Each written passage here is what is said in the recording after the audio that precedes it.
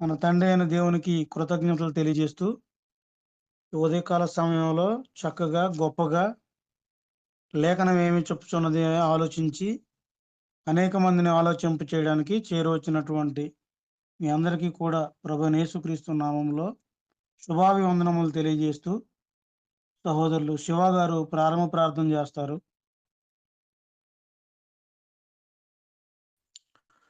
క్రీస్తు ప్రభు నామమున అందరికీ వందనాలు తెలియజేస్తున్నాను. ఇప్పటి వరకు మనల్ని కాచి కాపాడి సంరక్షించిన తండ్రి అయిన దేవునికి కృతజ్ఞతాస్తుతులు చెల్లిస్తున్నాను. లేఖనమేమి చెప్పుచున్నది అనే ఈ యొక్క కార్యక్రమాన్ని ప్రార్థన ద్వారా ప్రారంభించుకుందాం. ప్రార్థన. మహాపరిశుద్ధుడైన తండ్రి, ప్రేమ కలిగిన మా దేవ, మీ యొక్క ఘనమైన శ్రేష్టమైన నామం నాకు వందనాలు, కృతజ్ఞతలు. మీకే స్తుతులు, స్తోత్రములు తండ్రి. మా దేవ, మా తండ్రి, గడిచిన దినములన్నీ మీ కృప తోడుగా ఉంచి మమ్మల్ని అందరినీ కాచి కాపాడి భద్రపరిచి క్షేమంగా ఉంచారు దేవా. అందును బట్టి మీకే కృతజ్ఞతలు, మీకే స్తుతులు, స్తోత్రములు తండ్రి. మా దేవా, మా తండ్రి, ఈ ఉదయకాల సమయంలో ఆన్లైన్లో మేమందరం ఇలా కూడుకుని మిమ్మల్ని స్తుతించుకోవటానికి, ఘనపరుచుకోవటానికి, మిమ్మల్ని ధ్యానించుకోవటానికి మాకు మీరిచ్చిన గొప్పైన భాగ్యాన్ని బట్టి, గొప్పైన ధన్యతను బట్టి మీకే వందనాలు, మీకే కృతజ్ఞతలు, మీకే స్తుతులు, స్తోత్రములు తండ్రి. మా దేవా, తండ్రి, ఈ యొక్క కార్యక్రమంలో పాటల ద్వారా వాక్య పఠనమందు మీరే ముందుండి నడిపించి దీవించమని వేడుకుంటున్నాం తండ్రి. వాక్య పఠనం వివరణ యందు మరి ఏ సహోదరు అయితే వివరిస్తున్నారో వారికి కావాల్సిన తెలివి, జ్ఞానము, బలము, ఆరోగ్యాన్ని అనుగ్రహించండి తండ్రి. అలాగే వాక్య బోధ చేయుచున్న మా సహోదరులకి కావాల్సిన తెలివి, జ్ఞానము, ఆరోగ్యము, బలము, శక్తిని అనుగ్రహించండి తండ్రి. వివరించిన వాక్యాన్ని మేమందరం గ్రహించి క్రీస్తుకు సమానమైన పోలికలోకి మేమందరం నడవటానికి తండ్రి మీరే మాకు సహాయం అనుగ్రహించండి దేవా. ఈ విధంగా ఈ కార్యక్రమం మొత్తం మీకు మహిమకరంగాను కూడి వచ్చిన అందరికీ దీవెనకరంగాను ఉండులాగా మీ కృప మా అందరిపై విస్తరింప చేయమని అడుగుతూ ఈ యొక్క ప్రార్థన విన్నపములు మనములన్నీ మీ ప్రియకుమారుడు, మా రక్షకుడు, మా ప్రభు అయిన క్రీస్తు ప్రభు నామమున అడిగి వేడుకుంటూ ప్రార్థిస్తున్నాము తండ్రి. ఆమేన్. ప్రార్థన చేసినటువంటి సహోదరులు శివ గారికి ప్రత్యేకంగా వందనాలు తెలియజేస్తున్నామండి. ఈ సమయంలో సహోదరులు అప్పారావు గారు మొదటి పాటగా పాడి వినిపిస్తారు. లాలయ్య గారు రెండవ పాటగా పాడి వినిపిస్తారు.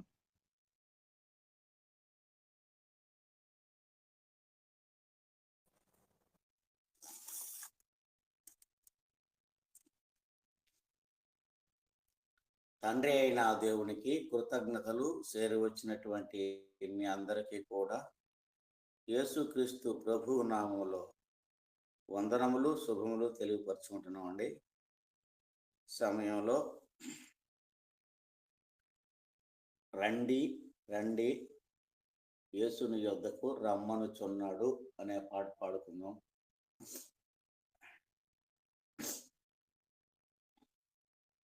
రండి రండి యేసుని యొద్దకు రమ్మనుచున్నాడు.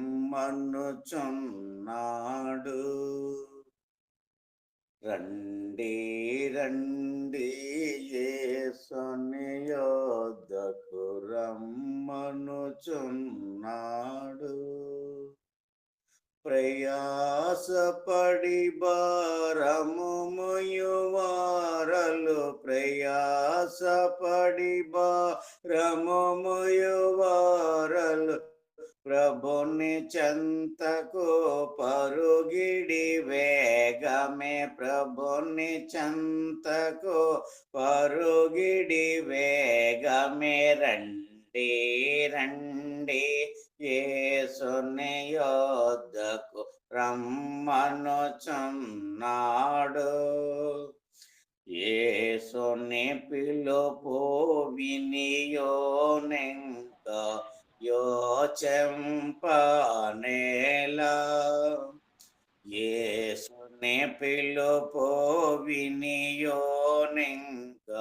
యోచెంపనేలా. అవనిలోగ చెట్ల పోలైనా అవనిలోగ చెట్ల పోలైనా అబ్బదు శాంతి ఆత్మకు ఇళ్ళలో అబ్బదు శాంతి ఆత్మకు ఇళ్ళలో రండి రండి యేసుని యొద్దకు రమ్మనుచున్నాడు. ప్రభు యేసు నీ కొరకై తనదు ప్రాణమునిచ్చెగదా. ప్రభు యేసు నీ కొరకై తనదు ప్రాణమునిచ్చెగదా. సిలువను రక్తము సిందించియును సిలువను రక్తము సిందించియును బలియాయను యాగనుడు మనకై బలియాయను యాగనుడు మనకై. రండి రండి యేసుని యొద్దకు రమ్మనుచున్నాడు. యేసుని నామమునందే పరమ నివాసము దొరుకును. యేసుని నామమునందే పరమ నివాసము దొరుకును. మోక్తిని పాప విమోచనమును మోక్తిని పాప విమోచనమును శక్తిమంతుడు యేసే ఇచ్చును శక్తిమంతుడు యేసే ఇచ్చును. రండి రండి యేసుని యొద్దకు రమ్మనుచున్నాడు. నేనే మార్గము నేనే సత్యము నేనే జీవమును. నేనే మార్గము నేనే సత్యము నేనే జీవమును. నేనేగాకింకెవ్వరు లేరని నేనేగాకింకెవ్వరు లేరని ఎంచి చెప్పిన యేసుని యొద్దకు ఎంచి చెప్పిన యేసుని యొద్దకు రండి రండి యేసుని యొద్దకు రమ్మనుచున్నాడు.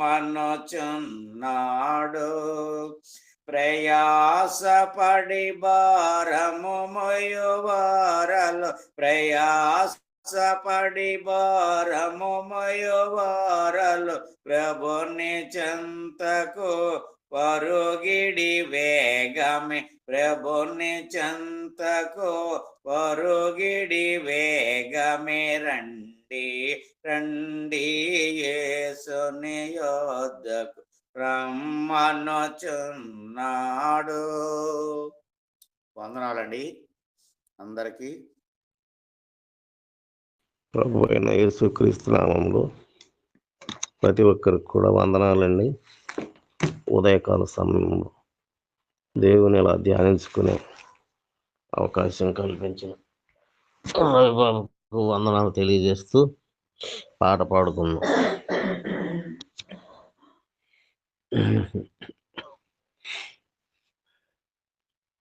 పాడెదను క్రీస్తుని మధుర గీతాలు, పాడెదను క్రీస్తుని మధుర గీతాలు, ధ్యానించెదను నీ దివ్య వాక్యము దీవారాత్రాలు, చెల్లించెదను ముదమారా స్తుతి స్తోత్రాలు.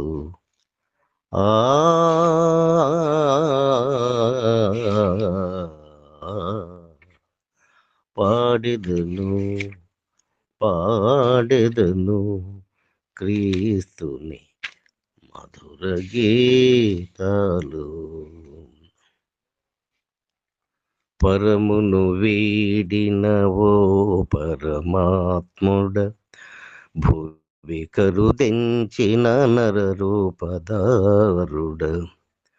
పరమును వీడిన ఓ పరమాత్ముడ, భువి కరుదెంచిన నరరూపధారుడ, ఘోర పాపిని నేరమెంచక చేరదీసిన నా రక్షక, ఘోర పాపిని నేరమెంచక చేరదీసిన నా రక్షక, ఎంత ప్రేమ ఎంత కరుణ, ఎంత ప్రేమ ఎంత కరుణ, వర్ణింపతరమో కాదయ్యా.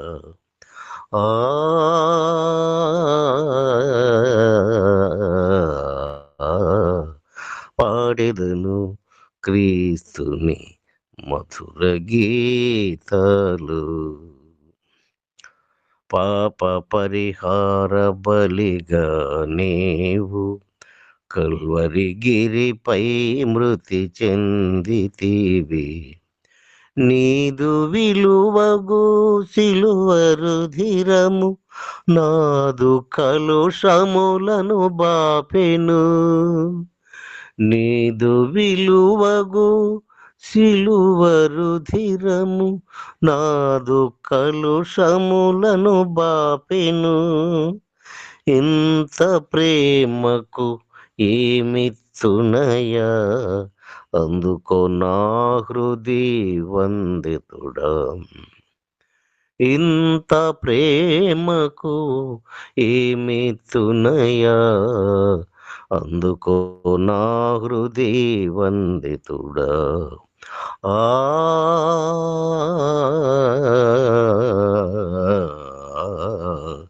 పాడెదను క్రీస్తుని మధుర గీతాలు,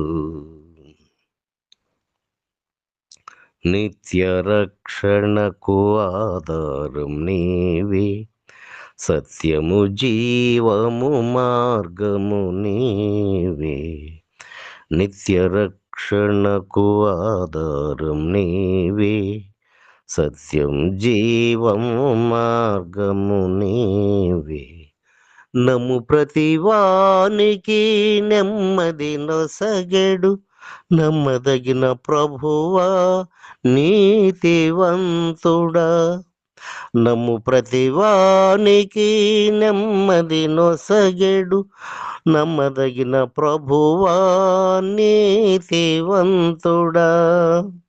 స్తుతియు ఘనత మహిమ ప్రభావం యుగ యుగములకు నీవే ప్రభో, స్తుతియు ఘనత మహిమ ప్రభావం యుగ యుగములకు నీవే ప్రభు.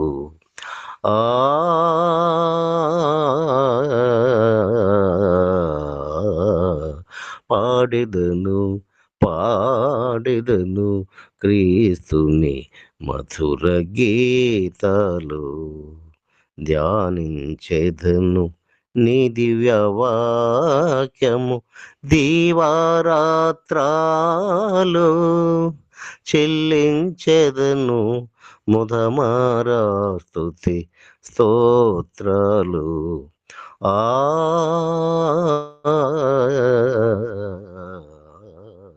పాడిదును పాడిదను క్రీస్తుని మధుర గీతాలు. వందనాలయ్యా. చక్కగా పాటలు పాడి వినిపించినటువంటి సహోదరులు ఇరువురికి కూడా ప్రత్యేకంగా వందనములు తెలియజేస్తూ నిర్గమకాండము 39వ అధ్యాయము వాక్యపఠన భాగంగా చదువుకుందాము. మొదటి వచనం నుండి 7వ వచనం వరకు నవ్య చదువుతుంది. 8వ వచనం నుండి 21వ వచనం వరకు సహోదరి జ్యోతి గారు చదువుతారు. 22వ వచనం నుండి 32వ వచనం వరకు సహోదరి శ్రీకళ గారు చదువుతారు. 33వ వచనం నుండి చివరి వరకు సంధ్య గారు చదువుతారు. యెహోవా మోషేకు ఆజ్ఞాపించినట్లు పరిశుద్ధ స్థలములో అహరోను చేయు సేవ నిమిత్తము నీలదోమ రక్తవర్ణములు గల సేవా వస్త్రములను అనగా ప్రతిష్ఠిత వస్త్రములను కుట్టిరి. మరియు అతడు బంగారుతోను నీలద్రోమ రక్తవర్ణములు గల నూలుతోను పేనిన సన్ననారతోను ఎఫోదును చేసెను. నీలద్రోమ రక్తవర్ణములు గల నూలుతోను సన్ననారతోను చిత్రకారుని పనిగా నేయుటకు బంగారును రేకులుగా కొట్టి అది తేగలుగా కత్తిరించిరి. దానికి కూర్చు భుజఖండములను చేసిరి. దాని 2 అంచుల యందు అవి కూర్పబడెను. దాని మీదనున్న దాని విచిత్రమైన దట్టి ఏకాండమై దానితో సమమైన పని కలిగి బంగారుతోను నీలదోమ రక్తవర్ణములు గల పేనిన సన్ననారతోను చేయబడెను. అట్లు యెహోవా మోషేకు ఆజ్ఞాపించెను. మరియు బంగారు జవలలో పొదిగిన లేతపచ్చలను సిద్ధపరచిరి. ముద్రలు చెక్కబడినట్లు ఇశ్రాయేలుల పేర్లు వాటి మీద చెక్కబడును. అవి ఇశ్రాయేలులకు జ్ఞాపకార్థమైన రత్నములగునట్లు ఎఫోదు భుజముల మీద వాటిని ఉంచెను. అట్లు యెహోవా మోషేకు ఆజ్ఞాపించెను. అందరికీ వందనాలండి. మరియు అతడు ఏఫోదు పనివలె బంగారుతోనూ నీల ధూమ్ర రక్తవర్ణములు గల పంక్తులతోనూ సన్న నారతోనూ చిత్రకారుని పనిగా పతకము చేసెను. అది చచ్చౌకముగా నుండెను. అది ఆ పతకమును ముడతగా చేసి అది మడవబడినదై జేనెడు పొడుగు జేనెడు వెడల్పు గలది. మరియు వారు దానిలో 4 పంక్తుల రత్నములను పొదిగిరి. మాణిక్య గోమేధిక మరతకములు గల పంక్తి మొదటిది. పద్మరాగ నీల సూర్యకాంత మణులు గల పంక్తి రెండవది. గరుత్మతకము యష్మురాయి ఇంద్రనీలము గల పంక్తి మూడవది. రక్తవర్ణపు రాయి సులిమాని రాయి సూర్యకాంతమును గల పంక్తి నాలుగవది. వాటి వాటి పంక్తులలో అని బంగారు జవలలో పొదిగింపబడెను. ఆ రత్నములు ఇశ్రాయేలీల పేర్ల చొప్పున 12 ముద్రవలె చెక్కబడిన వారి పేర్ల చొప్పున 12 గోత్రముల పేర్లు ఒక్కొక్క దాని మీద ఒక్కొక్క పేరు చెక్కబడెను. మరియు వారు ఆ పతకమునకు మేలిమి బంగారుతో అల్లిక పని అయిన గొలుసులు చేసిరి. వారు 2 బంగారు జవలు 2 బంగారు ఉంగరములను చేసి ఆ 2 ఉంగరములను పతకపు 2 కొనలను ఉంచి అల్లబడిన ఆ 2 బంగారు గొలుసులను పతకపు కొనలనున్న 2 ఉంగరములలో వేసి అల్లబడిన ఆ 2 గొలుసులను కొనలను ఆ 2 జవలకు తగిలించి ఏఫోదు భుజఖండముల మీద దాని ఎదుట ఉంచిరి. మరియు వారు 2 బంగారు ఉంగరములను చేసి ఏఫోదు ఎదుటనున్న పతకపు లోపలి అంచున దాని 2 కొనలకు వాటిని వేసిరి. మరియు 2 బంగారు ఉంగరములను చేసి ఏఫోదు విచిత్రమైన నడికట్టుకు పైగా దాని రెండవ కూర్పు వద్దనున్న దాని మొదటి పక్కను ఏఫోదు 2 భుజఖండములకు దిగువను వాటిని వేసిరి. ఆ పథకము ఏఫోదు విచిత్రమైన దట్టికి పైగా నుండునట్లును, అది ఏఫోదు నుండి విడిపోకుండానట్లును ఆ పథకమును దాని ఉంగరములకును ఏఫోదు ఉంగరములకును నీలి సూత్రముతో కట్టిరి. అట్లు యెహోవా మోషేకు ఆజ్ఞాపించెను. అందరికీ వందనాలండి. మరియు అతడు ఎఫోదు చొక్కాయి కేవలం నీలి నూనెతో అల్లిక పనిగా చేసెను. ఆ చొక్కాయి మధ్యన ఉన్న రంధ్రము కవచ రంధ్రములే ఉండెను. అది చిన్నకున్నట్లు దాని రంధ్రములకు చుట్టూ ఒక గోటు ఉండెను. మరియు వారు చొక్కాయి అంచుల మీద నీలదోమ రత్నము వర్ణము గల పేరిన నూలుతో దాన బండలను చేసేది. మరియు వారు మేల్మి బంగారుతో గంటలను చేసి ఆ దానిమ పండ్ల వచ్చను, అనగా ఆ చొక్క అంచుల మీద చుట్టూ ఉన్న దానిమ పండ్ల వచ్చను ఆ గంటలను పెట్టింది. యెహోవా మోషేకు ఆజ్ఞాపించినట్లు సేవ చేయుటకు ఒక్కొక్క గంటను ఒక్కొక్క దానిమ పండును ఆ చొక్క అంచుల మీద చుట్టూ ఉంచింది. మరియు యెహోవా మోషేకు ఆజ్ఞాపించినట్లు వారు అహరోనుకును అతని కుమారులకును నేత పని అయిన సన్ననార చొక్కాయలను, సన్ననార పాకను, అందమైన సన్ననార కొల్లాయిలను, పేరిన సన్ననార లాగులను, నీలదోమల రక్తవర్ణము గల పేరిన సన్ననారతో కుటాబడిన నడికట్టు చేసింది.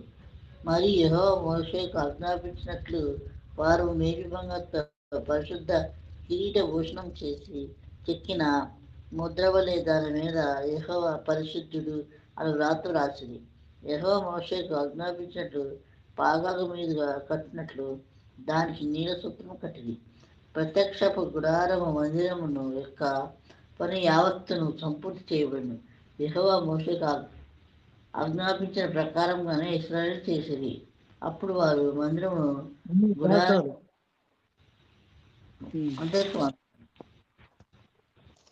అప్పుడు వారు మందిరమును గుడారమును దాని ఉపకరణములన్నిటినీ దాని కొలుకులను పలకలను కమ్ములను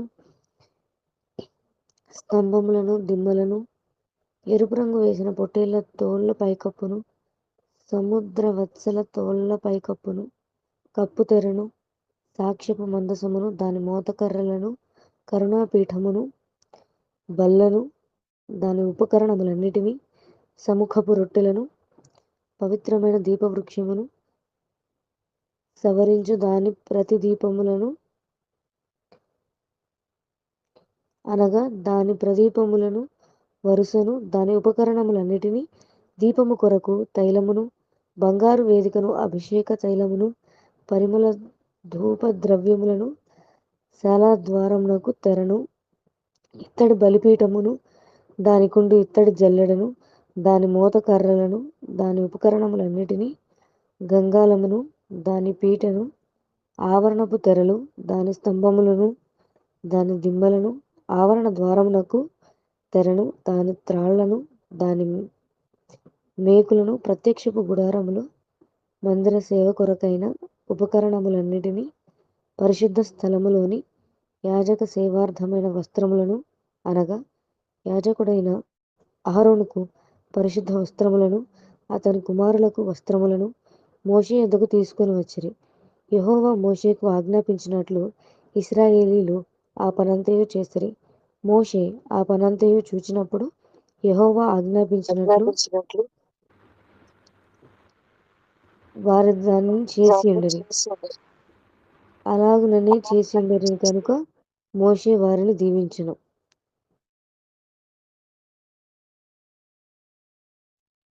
ఇప్పటి వరకు చక్కగా ఈ యొక్క అధ్యాయం అంతటిని కూడా అధ్యయనించినటువంటి సహోదరులందరూ కూడా ప్రత్యేకంగా వందనములు తెలియజేస్తూ ఈ యొక్క అధ్యాయం అంతటిని కూడా వివరించవలసిందిగా కోరుకుంటూ సహోదరులు అనిల్ గారిని ప్రేమతో ఆహ్వానిస్తున్నాము.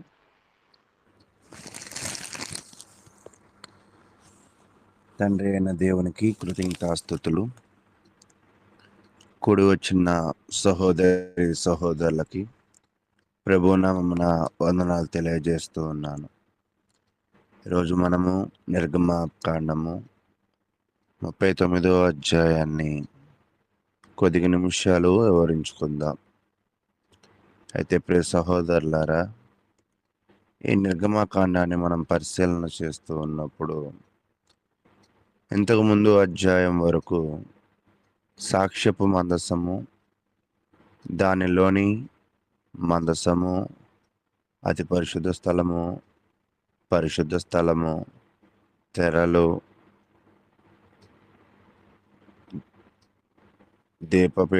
దీపము, రొట్టెల బల్ల, ద్వారము, గంగాళము, బలిపీఠము, ఆవరణము, ఇలాగా వీటన్నిటి తయారీ గురించి దేవుడు మోషేకి చెప్పాడు.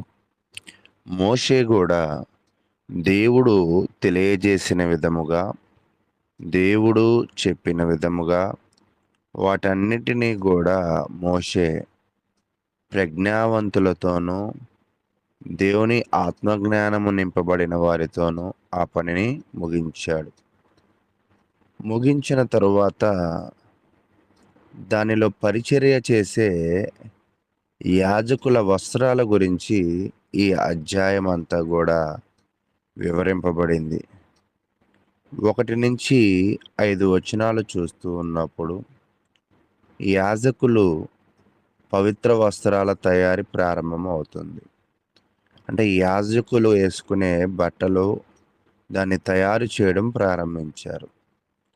అయితే దానిలో మనం పరిశీలన చేస్తూ ఉంటే పరిశుద్ధ స్థల సేవకుల కొరకు వస్త్రాలు తయారయ్యాయి.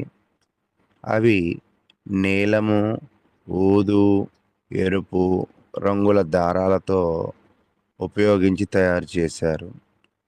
మోషే యెహోవా ఆజ్ఞాపించినట్లు చేశాడు. సందేశం ఏమిటి అంటే, దేవుని సేవ పరిశుద్ధత మరియు విధేయతతో కలిపి దానిని చేయవలసిన వారమై ఉన్నాము. తదుపరి మనం చూస్తూ ఉన్నప్పుడు 6 నుంచి 7 వచనాలు చూస్తూ ఉన్నప్పుడు యోఫోదులోని భుజంగ రాళ్ళు చూస్తూ ఉంటాం. అంటే భుజాల మీద రాళ్ళను చెక్కడం. అయితే మహాయాజకుని యొక్క ఏఫోదు పైన 2 రాళ్ళు పెట్టారు. వాటిపై ఇశ్రాయేలీల 12 గోత్రాల పేర్లు చెక్కబడ్డాయి. దేవుని ఎదుట ప్రజలను ప్రతినిధిగా మోసే బాధ్యత యాజకుడిది అని గుర్తు చేస్తూ ఉంది. భుజాల మీద రాళ్ళు ఉంటాయి.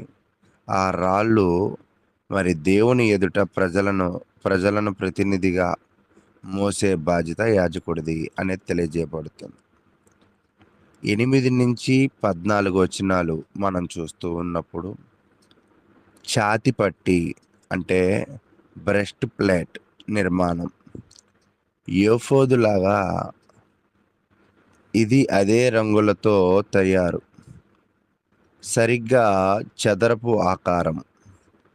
4 వరుసలలో విలువైన రాళ్ళు. ప్రతి రాయి ఒక్కొక్క గోత్రానికి ప్రతీక. దేవుడు తన ప్రజలను విలువైన రత్నాలుగా భావిస్తున్నాడు అనేది తెలియజేయబడుతూ ఉంది. కాబట్టి భుజాల మీద 2 రాళ్ళు, ఆ 2 రాళ్ళ మీద ఒక రాయి మీద 6 గోత్రాలు, ఇంకొక రాయి మీద 6 గోత్రాలు, ఛాతీ మీద 12 రాళ్ళు, ఒక్కొక్క రాయి మీద ఒక్కొక్క గోత్రము చూసాం. తదుపరి 15 నుంచి 21 వరకు చూస్తూ ఉన్నప్పుడు ఛాతి పట్టి ఏఫోదు అనుసంధానం. బంగారు గొలుసులను, ఉంగరాలు, పలుకులు పక్క గట్టిగా పడిపోకుండా కట్టారు. అంటే వీటన్నిటినీ కూడా ఎలా స్టిచ్చింగ్ చేయబడ్డాయి, ఎలా కుట్టబడ్డాయి, ఎలాగూ కలపబడ్డాయి అనేది చూస్తూ ఉన్నాం. దేవుని సేవలో కూడా క్రమము అవసరము.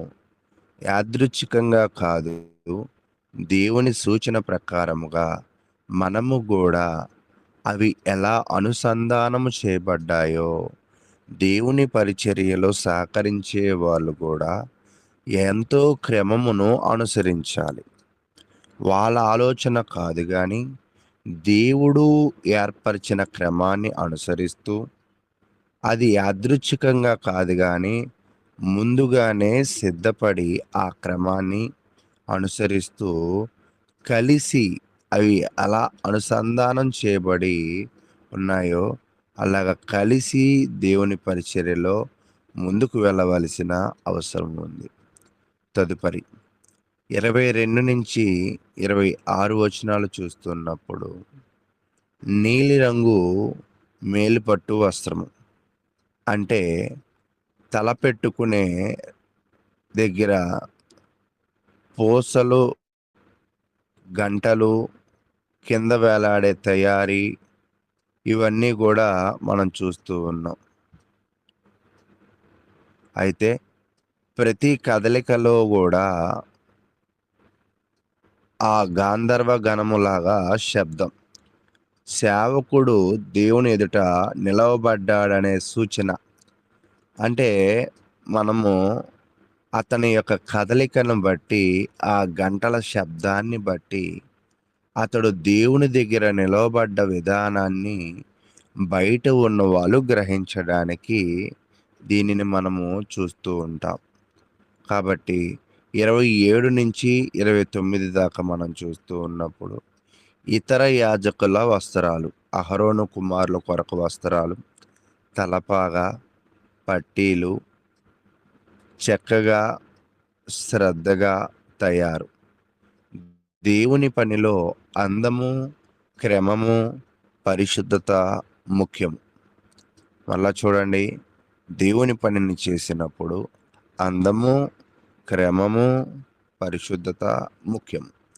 30 నుంచి 31 వచనం చూస్తున్నప్పుడు, యెహోవాకు పరిశుద్ధము అనే కిరీటం బంగారుతో తయారు చేసిన ఒక రేకు లేదా ఒక పలక, దానిపైన ఆ రేకు పైన యెహోవా పరిశుద్ధుడు అని చెక్కబడింది. అహరోను నుదిటిపై ధరిస్తాడు.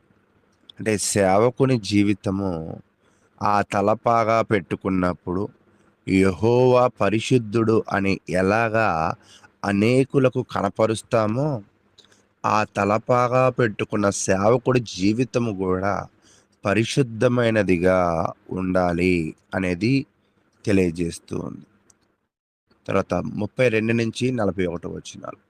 మొత్తము పరిశుద్ధ మందిరపు పనులు పూర్తయ్యాయి. ఇంకా అన్ని పాత్రలు, వస్త్రాలు, పరికరాలు పూర్తయ్యాయి. ఏది మిగల్లేదు. సంపూర్ణ విధేయత. అన్నీ పనిచేసి అందమును మరియు క్రమమును పరిశుద్ధతను ఈ దేవుడు వీరికి అప్పచెప్పిన పనిని వీళ్ళు ముగించారు. అయితే 42, 43 వచనాలు చూస్తున్నప్పుడు మోషే పరిశీలన. చూడండి, పని చేశారు, పరిశీలన కూడా చేసుకున్నారు. దేవుని ఆమోదం. మోషే అన్ని పనులకు చెక్ చేశాడు. యెహోవా ఆజ్ఞాపించినట్లు చేశారా? మోషే వారిని ఆశీర్వదించాడు. దేవుడు విధేయతను చూచి ఆశీర్వదించాడు. దేవుడు కూడా ఆశీర్వదించాడు. దీనిలో ఆధ్యాత్మిక పాఠాలు మనం నేర్చుకోవాల్సింది. దేవుని పనిలో చిన్న విషయము చిన్నది కాదు.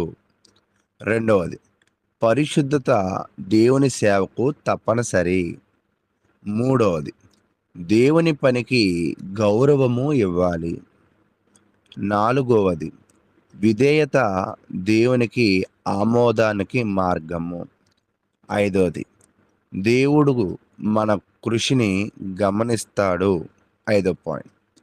కాబట్టి దీనిని ఇంకా మనం లోతుగా తెలుసుకున్నప్పుడు ఏం తెలియజేస్తుంది అంటే, యెహోవా ఆజ్ఞాపించిన ప్రకారమే చేసిరి. 32, 42, 43 వచనాలు చూస్తూ ఉన్నప్పుడు వీరు చేసిన ప్రతి పనిలో కూడా ఎవరు కనపడుతూ ఉన్నారంటే యెహోవాయే కనపడుతూ ఉన్నాడు. దానికి గల కారణము, దేవుడు చెప్పినది వారు తూచా తప్పకుండా చేశారు. ప్రధాన భావము. వీళ్ళు ఆ పనిని తూచా తప్పకుండా ఎలా చేయగలిగారంటే దేవుని పనిలో విధేయత చూపించారు. ఈరోజు మనము కూడా దేవుని పనిని చేస్తున్నప్పుడు ప్రధాన భావం ఏముండాలంటే, పనిలో భావం ఏం వ్యక్తపరచాలంటే విధేయత, పరిశుద్ధత, సంపూర్ణత ఉన్నప్పుడు దేవుడు ఆ పనిని అంగీకరించి ఆశీర్వదిస్తాడు. కాబట్టి మన పని కూడా మనము చేసే దైవికమైన పని అభివృద్ధి పడాలి అంటే, ఆశీర్వదింపబడాలి అంటే దానిలో మనము విధేయత కలిగి ఉండాలి, మనము పరిశుద్ధత కలిగి ఉండాలి, సంపూర్ణతను మనం చేయగలిగి ఉండాలి. తరువాత మొదటిగా ఒక పాయింట్ ఏంటంటే దేవుని పనిలో విధేయత ప్రధానము. యెహోవా మోషేకు ఆజ్ఞాపించిన ప్రకారమే చేశాడు. అంటే వారి ఇష్ట ప్రకారంగా చేయలేదు, దేవుడు చెప్పిన ప్రకారం అచ్చుగుద్దినట్లుగా చేశారు.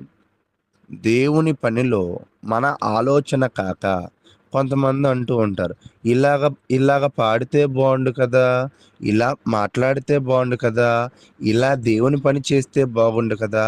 అయితే కొన్నిటి వరకు దేవుడు చెప్పిన దాని హద్దును మనం ఎప్పుడూ కూడా దాటకూడదు.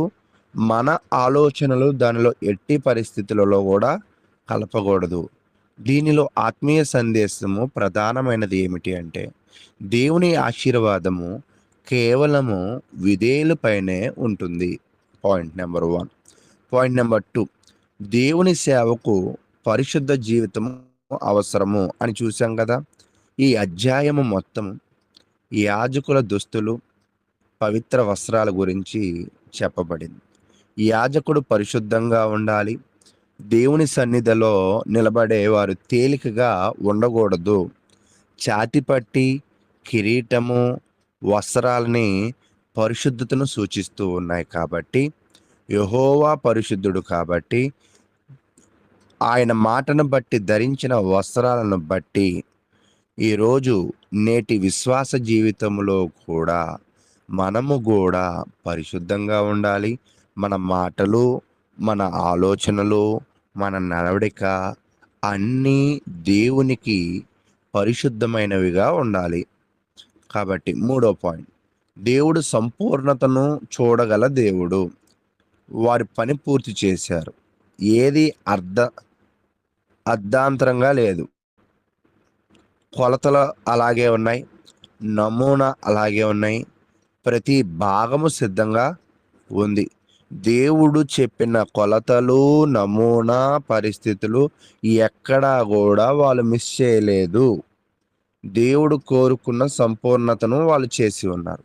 తదుపరి మోషే దానిని మరలా పరిశీలన చేశాడు, దానిని అంగీకరించాడు. తర్వాత ఆశీర్వాదం కూడా వచ్చింది. ఆ అర్ధహృదయముతో చేసే సేవ కాదు. ఈరోజు మనం అర్ధ జ్ఞానము, అర్ధ హృదయము, అర్ధ పవిత్రత, అర్థము లేని పనులు దేవుడు అంగీకరించాడు. సంపూర్ణ హృదయముతో చేసే సేవ దేవుడు ఆమోదిస్తాడు, దేవుడు ఆశీర్వదిస్తాడు అని తెలియజేస్తూ ఉన్నాడు. కాబట్టి ప్రియ సహోదరులారా, తమకు నచ్చినట్లుగా కొత్త డిజైన్లు చేయలేదు, సులభమైన మార్గాన్ని ఎతకలేదు, వారికి వచ్చినట్లుగా పనులను చేయలేదు. దేవునిగా మరి వాళ్ళు చేసినట్లుగా మనం చూస్తే ఈరోజు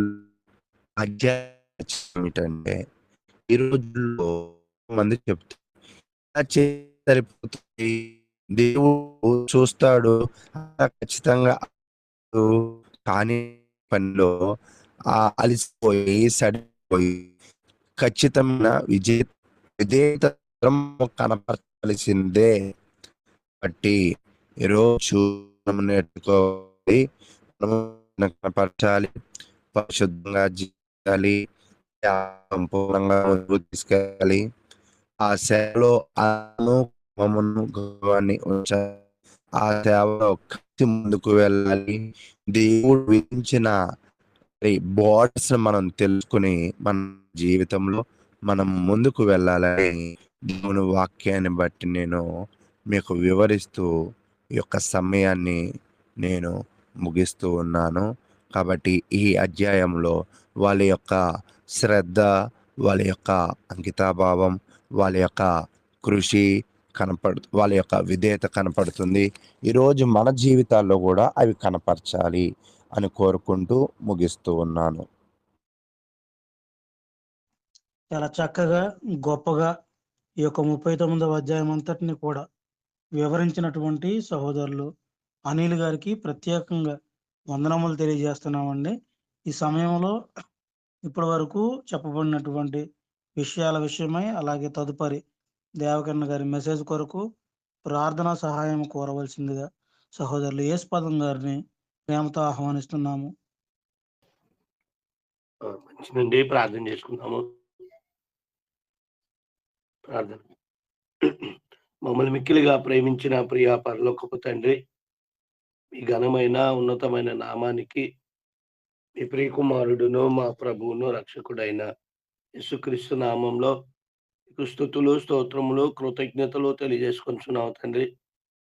ఆయన మమ్మల్ని ప్రేమించి ఆయన సుఖమైన నిద్రదిచ్చి ఈ దినాన్ని చూసే అవకాశాన్ని మాకు ఇచ్చారు. ఈ దినాన మీ యొక్క నామాన్ని స్తుతించి మహిమపరిచేటువంటి గొప్ప భాగ్యాన్ని ఇచ్చారు. అలాగే మీ గ్రంథాన్ని ధ్యానించేటువంటి భాగ్యాన్ని ఇచ్చారు. అలాగే మీ యొక్క దాసులు అనిల్ బాబు గారి ద్వారా నిర్మాకాండంలో ఉన్నటువంటి ఆయన సారాంశాన్ని 39వ అధ్యాయంలో ఉన్న సారాంశాన్ని ప్రజల నిమిత్తం వెళ్ళేటువంటి ప్రధాన యాజకుడు తన వస్త్రాలు ఎలా శుభ్రం చేసుకోవాలి అనేటువంటి విషయాలు, అలాగే మరి మేము కూడా మా పాపాల నిమిత్తము ఆ ప్రత్యక్ష గుడారం దగ్గరికి వెళ్ళినప్పుడు మేము ఎలా ఉండాలో అనేటువంటి విషయాలు ఆయన మీ యొక్క గ్రంథం ద్వారా మమ్మల్ని హెచ్చరించిన విధానాన్ని బట్టి మీకు స్తుతులు తండ్రి. అలాగే మేము నేటి క్రైస్తవులైన మేము మరి ఆరాధన క్రమానికి వెళ్తున్నటువంటి మేము ఆయన మా ప్రవర్తన విధానం ఎలా ఉన్నదో మేము సరిచేసుకొని దేవుని ఆరాధించడానికి హెచ్చరికగా మా నేటి క్రైస్తవులైనటువంటి మాకు కూడా ఆయన ముంగుర్తుగా మీరు విషయాలు తెలియజేశారు తండ్రి. అందును బట్టి మీకు కృతజ్ఞతలు. అలాగే మరి మీ యొక్క దాసులు మరి దేవకిరణ గారు మరి క్రీస్తు దైవత్వాన్ని గురించి తెలియజేసుకుంటూ మరి క్రీస్తు పునరుద్ధానుడయి సింహాసనాసీనుడయటం వలన కలిగినటువంటి ప్రయోజనం ఏమిటో అనేటువంటి విషయాలు నేర్పించారు. అలాగే ఈరోజు కూడా మరి మీ ప్రజల దగ్గరికి ఏ సందేశాన్ని అయితే వారు తీసుకొచ్చారో ఆ సందేశాన్ని మంచిగా వివరించేటువంటి ఆలోచన జ్ఞానాన్ని, జ్ఞాపశక్తిని మరింత మీ దాసులు దయచేయమని కోరుకుంటూ వినుతున్న మాకు శ్రద్ధను, ఆసక్తిని దయచేయమని విజ్ఞాపన చేసుకుంటూ ఈ మనవులు మీ ప్రియకుమారుడును మా ప్రభువును రక్షకుడైన యేసుక్రీస్తు నామంలో ఈ మనవులన్నీ అడిగి వేడుకొనుచున్న ప్రియ పరలోకపు తండ్రి, ఆమేన్. ప్రార్థన చేసినటువంటి సహోదరులు యేసుపాదం గారికి వందనములు తెలియజేస్తూ సహోదరులు దేవకర్ణ గారు వారికి ఇవ్వబడినటువంటి సమయం అంతటినీ కూడా సంపూర్ణంగా వినియోగించుకోవాలని కోరుకుంటూ ప్రేమతో ఆహ్వానిస్తున్నాము. మరొక శ్రేష్టమైన దినమును మనకు అనుగ్రహించిన మన పరలోకపు దేవునికి నా కృతజ్ఞతాస్తుతులు చెల్లిస్తూ ఉన్నాను. అలాగే వాక్యం వినుటకు శ్రద్ధగా ఉన్న నా ప్రియ సహోదరులందరికీ నా హృదయపూర్వక వందనములు తెలియజేస్తూ ఉన్నాను. ప్రియమైన వారలారా, దైవత్వము అనే ఈ పాఠంలో మనము ఇద్దరు వ్యక్తులను గురించి నిన్నటి దినం వరకు ధ్యానించాం. ఈరోజు దేవత్వంలో ఉన్న మూడవ వ్యక్తి పరిశుద్ధాత్మ దేవుని గురించి ఈరోజు మనము పాఠాన్ని ప్రారంభించుకోబోతున్నాం. ప్రస్తుత కాలంలో ఉన్న అనేక గందరగోళమైన పరిస్థితుల్లో యేసు ప్రభువుని గురించి ఎలాగా లోకముతో పాటు క్రైస్తవులు తడబడుతూ త్రొట్టిల్లుతూ ఉన్నారో, అలాగే పరిశుద్ధాత్మ దేవుని గురించి కూడా చాలా మంది తొట్టిల్లటం, తడబడటం, అవగాహన లేమి కలిగి ఉండటం మనం చూస్తూ ఉంటాం. మనము వాక్యాన్ని నేర్చుకుంటున్నప్పుడు అన్ని సంగతులకు మూల ఆధారం దేవుని వాక్యమే. మనము ఏ వ్యక్తి యొక్క విశ్వాస మూలం నుండి కూడా విశ్వాసాన్ని పొందకూడదు. ఈరోజు వ్యక్తులు ప్రతిపాదించిన విశ్వాస మూలాల మీద చాలా మంది యొక్క విశ్వాసం నిర్మించబడింది, నిర్మించబడుతూనే ఉంది. మొట్టమొదట మనము పరిపూర్ణ సత్యాన్ని ఎరుగుటకు వ్యక్తుల యొక్క విశ్వాస మూలాల మీద కాకుండా, వారు నేర్పించిన జ్ఞానం మీద కాకుండా, దేవుని వాక్యం పైన మనం దృష్టి పెట్టినప్పుడు మాత్రమే సర్వసత్యాన్ని లేక సంపూర్ణ సత్యాన్ని సంపూర్ణంగా మనం నేర్చుకొనగలము. ఒకవేళ స్వాభిమానంతోనో లేక ఇతర వ్యక్తుల మీద ఉంచే అభిమానంతోనో విశ్వాసాన్ని మనం పొందాలనుకున్నప్పుడు మన విశ్వాసము మనుషుల జ్ఞానం పైన, మనుషుల యొక్క మూలాల పైన మాత్రమే ఆధారపడి ఉంటుంది. కనుక మనుషుల నుండి పొందే విశ్వాసాన్ని మనము మనుషుల జ్ఞానంతో మాత్రమే పరిమితమై ఆగిపోతాం. ఈరోజు ఒకే వ్యక్తిని గూర్చి భిన్నాభిప్రాయాలు, భిన్నమైన బోధలు, భిన్నమైన విశ్వాసాలు ఏర్పడుటకు మూలము ఆ వ్యక్తిని గూర్చి ముందుగా ఉపదేశించిన మనుషులు. వారు ఒకవేళ దేవుని గూర్చి బోధిస్తూ ఉంటే వారికి వారి ఆలోచనలో నుండి, వారి జ్ఞానం యొక్క పరిధిలో నుండి ఎంతవరకు బోధపడిందో, ఎంత నేర్చుకున్నారో, ఎంత వారు గ్రహించారో దానిని మాత్రమే మనకు వారు ఇవ్వగలరు లేక బోధించగలరు. కానీ మనం ఆ వ్యక్తి పక్కన పెట్టి బైబిల్ దగ్గరికి వచ్చిన విశ్వాస కనుక మూల పరిపూర్ణ విషయాన్ని మనకు సంపూర్ణంగా అందిస్తుంది. కనుక వాక్యాన్ని నేర్చుకునే ఒక విద్యార్థి లేక విశ్వాసి లేక అన్వేషకుడు ఎక్కడికి రావాలి అంటే బైబిల్ దగ్గర రావాలి. విశ్వాసాలను, వ్యక్తి బోధలను నేర్చుకునే జ్ఞానానికి మూలం బైబిల్. కనుక బైబిల్ దగ్గర బైబిల్ చూస్తాను, బైబిల్ దగ్గరికి వెళ్ళి పరిశీలిస్తాను అనే అవగాహనతో బైబిల్ దగ్గరికి వచ్చినప్పుడు వ్యక్తులు కనుమరుగైపోతారు. వ్యక్తుల మీద ఉన్న అభిమానంతోనో, ప్రేమతోనో, గౌరవంతోనో లేక సంస్థల మీద ఉన్న అభిమానంతోనో, గౌరవంతోనో వాక్యాన్ని మనం పరిపూర్ణంగా నేర్చుకోలేము. మన అభిమానం, మన గౌరవం, మన యొక్క ప్రేమ ఆ యొక్క సంస్థ దగ్గరే ఆగిపోతుంది, లేదా ఒక వ్యక్తి దగ్గరనే ఆగిపోతుంది. అలా కాకుండా పరిపూర్ణ జ్ఞానాన్ని మూలం దగ్గర నుండి ముగింపు వరకు ఒక విషయానికి సంబంధించిన సత్యాన్ని ఎరుగుటకు మనం కేవలం బైబిల్ దగ్గరకు రావాలి అని మరొకసారి మిమ్మల్ని అందరినీ ప్రేమపూర్వకంగా కోరుకుంటున్నాను. అన్ని కాలాల్లోనూ, అన్ని పరిస్థితుల్లోనూ సంపూర్ణ సత్యాన్ని బయలుపరిచేది ఏ వ్యక్తి కాదు కానీ దేవుని యొక్క గ్రంథం మాత్రమే. దేవుని యొక్క గ్రంథము మాత్రమే మీకున్న ప్రతి సందేహానికి, సంశయానికి పరిపూర్ణమైన సమాధానం ఇవ్వగలుగుతుంది.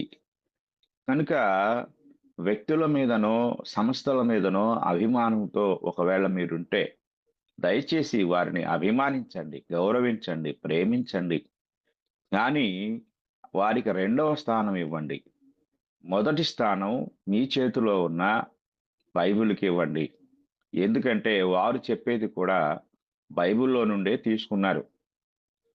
కాబట్టి వారు ఒకవేళ సంపూర్ణంగా దాన్ని తీసుకోలేకపోవచ్చు. కానీ మీరు బైబిల్ దగ్గరకు వస్తే బైబిల్ సంపూర్ణ తత్వాన్ని లేక సంపూర్ణ సమాచారాన్ని మీకు ఇస్తుంది. ఈ బైబిల్‌కి ఆధారంగా ఈరోజు అనేక కామెంటరీలొచ్చాయి. అంటే అనేక వ్యాఖ్యానాలొచ్చాయి. అనేక నిఘంటువులొచ్చాయి. అనేక పుస్తకాలొచ్చాయి. లక్షల కొలది. కానీ అవి ఎక్కడ నుండి, ఎందులో నుండి వచ్చాయంటే బైబిల్‌లో నుండే. బైబిల్ అనే దాన్ని తీసేస్తే అవన్నీ కుప్పకూలిపోతాయి. అదృశ్యమైపోతాయి. కనుక వాటన్నిటి ఆధారం బైబిలే. కనుక ప్రతి సత్యాన్ని నేర్చుకున్నటకు ప్రతి విశ్వాసి, ప్రతి విద్యార్థి, ప్రతి క్రైస్తవుడు 100% దృష్టి సారించవలసినది బైబిల్ మాత్రమే. ఇది చాలా జాగ్రత్తగా గమనించాలి. మా బంధువులు చెప్పారు, నేను నమ్ముతున్నాను. మా పాస్టర్ గారు చెప్పారు, నేను నమ్ముతున్నాను.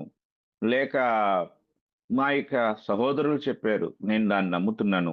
ఇక తిరుగులేదు అని చెప్పేసి ఒకవేళ మీరు అనుకుంటే, మీరు వారి జ్ఞానానికే పరిమితమైపోతారు. మిమ్మల్ని అది అంతటితో ఆపేస్తుంది. కానీ మీరు బైబిల్ దగ్గరకొచ్చి, బైబిల్ ద్వారా మీరు నేర్చుకొనగలిగితే, మీరు అపరిమితమైన జ్ఞానాన్ని, లేక సంపూర్ణమైన జ్ఞానాన్ని పొందగలరు. కనుక ఈ దేవత్వాన్ని గూర్చి మనము ఫేస్‌బుక్‌లో, యూట్యూబ్‌లో లేక వేదికల మీద, చర్చిల్లో ఇలాగా రకరకాల బోధలు వింటూ ఉన్నాం.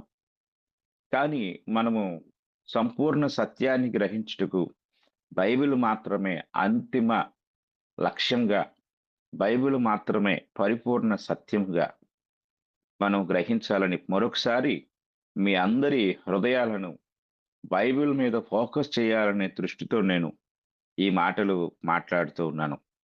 ఈరోజు మనము దేవత్వంలో లేక దైవత్వంలో లేక దైవ కుటుంబంలో మూడవ వ్యక్తి అయిన పరిశుద్ధాత్మ దేవుని గూర్చిన సత్యాన్ని మీ ముందు పెట్టబోతూ ఉన్నాను. పరిశుద్ధాత్మ దేవుని గూర్చిన సత్యాన్ని మనము జాగ్రత్తగా పరిశీలించినట్లయితే, పరిశుద్ధాత్మ అనే మాట ఇంగ్లీష్‌లో హోలీ స్పిరిట్, హోలీ గోస్ట్ అనే మూలం నుండి వచ్చింది. ఈ హోలీ స్పిరిట్ లేక హోలీ గోస్ట్ అనే ఇంగ్లీష్ పదము గ్రీకు పదమైన న్యూమా అనే మాట నుండి వచ్చింది. ఈ న్యూమా అనే మాట ఇంగ్లీష్‌లోకి వచ్చేసరికి బ్రీత్ అని, అలాగే స్పిరిట్ అని, ఘోస్ట్ అని పర్యాయ పదాల నుండి వచ్చింది. అంటే ఈ ఈ ఈ మాటకి ఊపిరి అంటే బ్రీత్, ఊపిరి, అలాగే ఊదబడింది లేక గాలి అనే పర్యాయ పదాలు తెలుగులో రాయటం జరిగింది. ఈ యొక్క పరిశుద్ధాత్మను గూర్చి మనం నేర్చుకుంటూ ఉన్నప్పుడు పరిశుద్ధాత్మ దేవుని గూర్చి ఒక సంపూర్ణమైన అవగాహన, గ్రహింపు మనం బైబిల్ నుండి పొందగలం. ఆయన గురించి ఏ సమాచారాన్నైనా పొందగలిగే ఏకైక మూలం కేవలం బైబిల్ మాత్రమే.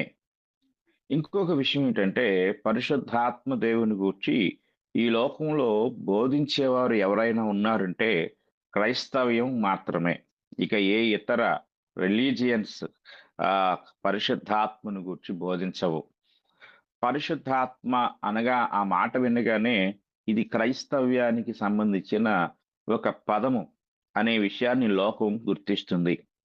కనుక పరిశుద్ధాత్మను గూర్చి మనం అధ్యయనం చేస్తున్నప్పుడు లేక నేర్చుకుంటున్నప్పుడు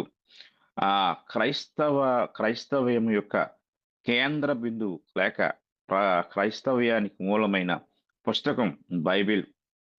కనుక పవిత్ర లేఖనాలు లేక పరిశుద్ధ గ్రంథంలో ఉన్న వాక్య భాగం ఏదైనా మనం గ్రహిస్తూ ఉన్నప్పుడు అది ఆయన ద్వారా రాయబడింది. కనుక మనము ఆయన స్థానంలో ఎవరినైనా ఉంచితే అది గందరగోళం ఏర్పడుతుంది. కనుక ఇది మనం గ్రహించాలి. ఇంకొక విషయం ఏంటంటే పరిశుద్ధాత్మ దేవుని కూర్చి మనం నేర్చుకుంటూ ఉన్నప్పుడు మూడవదిగా నేర్చుకుంటున్నాం, అంటే మూడవ పాఠంగా నేర్చుకుంటున్నాం కాబట్టి ఆయన మూడవ పాత్రధారి అనుకోకూడదు, లేకపోతే ఆయనది మూడవ స్థానం అనుకోకూడదు, లేక ఆ ముందున్న ఇద్దరి కంటే ఆయన మూడవ స్థానంలోనికి నెట్టివేయబడిన వాడు అని మనం భావించకూడదు. ఇంకొక విషయం ఏంటంటే ఆ పరిశుద్ధాత్మకు మిగిలిన, అంటే ముందు చెప్పబడిన ఇద్దరి కంటే ఒక పరిమితులు కలిగిన వాడు అని ఒక చిన్న చూపు గాని, తక్కువ ఆలోచన గాని పరిశుద్ధాత్మ దేవుని గురించి మనం కలిగి ఉండకూడదు. పరిశుద్ధాత్మ దేవుడు ముందున్న ఇద్దరు వ్యక్తులకు వేరైన వాడు కాదు. అసలు దేవుడు అనే పదం అంటే ఏంటో నేను ప్రారంభంలో చెప్పాను. ఆ పాఠం మీరు వినగలిగితే అది మీకు ఒక స్పష్టమైన అవగాహన అనుగ్రహిస్తుంది. ఇక మనం గ్రహించవలసిన విషయం ఏమిటంటే పరిశుద్ధాత్ముడు ముందున్న ఏ ఇద్దరు వ్యక్తులను గూర్చి ఆయన తక్కువ చేసేవాడు కాదు. ఈరోజు క్రైస్తవ్యంలో చాలా మంది పరిశుద్ధాత్మకు ఫేవర్ అయిపోయారు, అభిమానులైపోయారు. ఎందుకంటే పరిశుద్ధాత్ముడు ఆ ముందున్న ఇద్దరు చేయలేని పనులు చేస్తాడు, ఆ ముందున్న ఇద్దరు కొన్ని చేయలేకపోయారు, అద్భుతాలు చేయలేకపోయారు, వరాలు ఇవ్వలేకపోయారు కనుక మొదటి శతాబ్దంలో ఉన్న సంఘం యొక్క మనుగడ లేక క్రైస్తవ్యం యొక్క వ్యాప్తి పరిశుద్ధాత్మ శక్తి మీద, పరిశుద్ధాత్మ వరాల మీద, అద్భుతాల మీద మాత్రమే ఆధారపడి ఉంది. కనుక ఆ పరిశుద్ధాత్ముడు లేకుండా క్రైస్తవ్యం లేదు. కాబట్టి ఏదో కొద్దో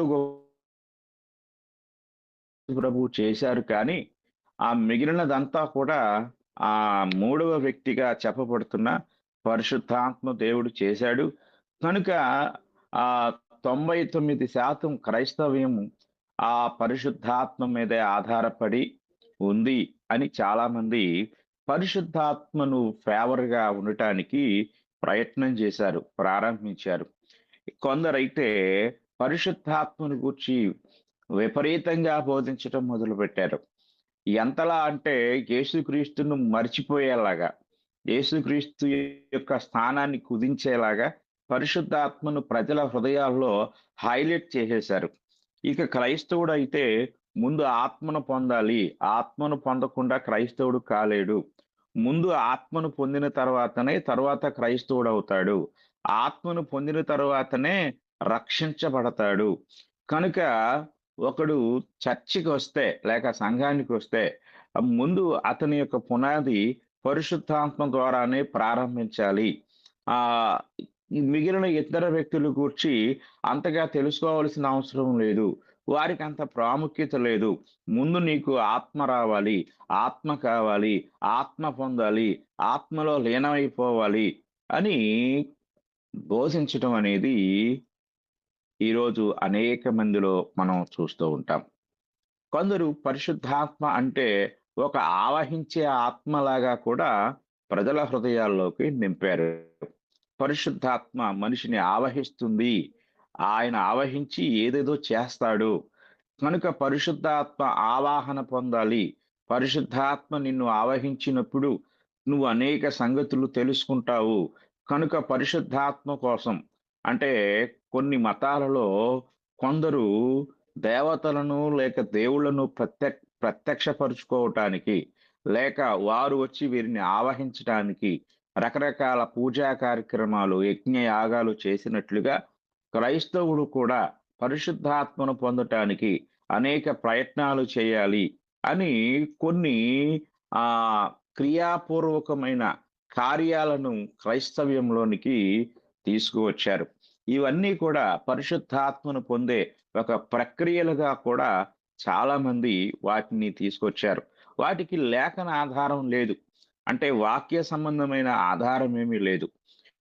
కనుక మనము గ్రహించవలసిన విషయం ఏంటంటే పరిశుద్ధాత్మ దేవుని గురించి ధ్యానిస్తున్నప్పుడు ఆయన ముందున్న వారి కంటే గొప్పవాడని, ముందున్నవారు తక్కువవారని, లేక ఒక పాపి యొక్క రక్షణలో అత్యధికమైన పాత్ర పరిశుద్ధాత్మునిదే కానీ ఆ ఇద్దరిదేమీ లేదు అని వారు కేవలం నిమిత్త మాత్రులే అని భావన చాలా మంది క్రైస్తవులోనికి వచ్చేసింది.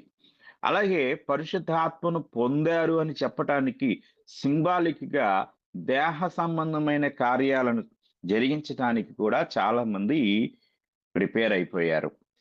అలాగే లోకానికి భిన్నంగా, లోకానికి వ్యతిరేకమైన విధానంలో ప్రవర్తించాలి, లేక జీవించాలి. ఒక ఒక డిఫరెంట్ లైఫ్ స్టైల్ అనేది, అంటే ఒక ప్రత్యేకమైన జీవన శైలి పరిశుద్ధాత్మను పొందిన వారు జీవించాలి అనే ఆలోచన విధానాలు, రకరకాల సిద్ధాంతాలు, రకరకాల బోధలు క్రైస్తవ్యంలోనికి ప్రవేశించాయి. ఇవన్నీ ఇవన్నిటికీ మూలం ఏమిటంటే పరిశుద్ధాత్మ దేవుని గూర్చిన విపరీత ధోరణి. అంటే ముందున్న ఇద్దరు వ్యక్తుల కంటే కూడా పరిశుద్ధాత్మ దేవుని పట్ల కలిగి ఉన్న ఒక విపరీతమైన ధోరణి ఈ ఈ గందరగోళానికి దారితీసింది. కనుక మనం గ్రహించవలసిన విషయం ఏమిటి అంటే పరిశుద్ధాత్మ దేవుని గూర్చి మనము నేర్చుకుంటున్నప్పుడు ఆయన వచ్చి ముందున్న వ్యక్తులని తగ్గించేసిన వాడుగా, లేకపోతే ఆయన వచ్చి ఆ ముందున్న వ్యక్తుల యొక్క ఘనతని, మహిమను ఆయన తీసేసుకొని ఇక వాళ్ళకి ఏ మహిమ లేనట్లుగా చేసిన వాడుగా మనం గ్రహించకూడదు. అసలు బైబిలు లోనికి మనం వెళ్ళినప్పుడు ప్రభు చెప్తా ఉంటాడు, ఆయన వచ్చి నా వాటిలో నుండి తీసుకొని మీకు బోధిస్తాడు. ఆయనేం ప్రత్యేకంగా సొంత బోధ చేయడు. ఇంకొక విషయం ఏంటంటే ఆయన ప్రభువు చెప్తాడు, నేను తండ్రి యొద్ద నేర్చుకున్న సంగతులు మీకు బోధించడానికి వచ్చాను. తండ్రి చెప్పిన మాటలే బోధించడానికి వచ్చాను. అంటే తండ్రి ఎవరిని కుమారుడు ఎవరిని హైలైట్ చేస్తున్నాడు, ఘనపరుస్తున్నాడు, మహింపరుస్తున్నాడు? తనను పంపిన తండ్రిని గూర్చి. మరి పరిశుద్ధాత్ముని పని ఏమిటి? ఆయన వచ్చి కుమారుని ఘనపరుస్తాడు, కుమారుని హైలైట్ చేస్తాడు.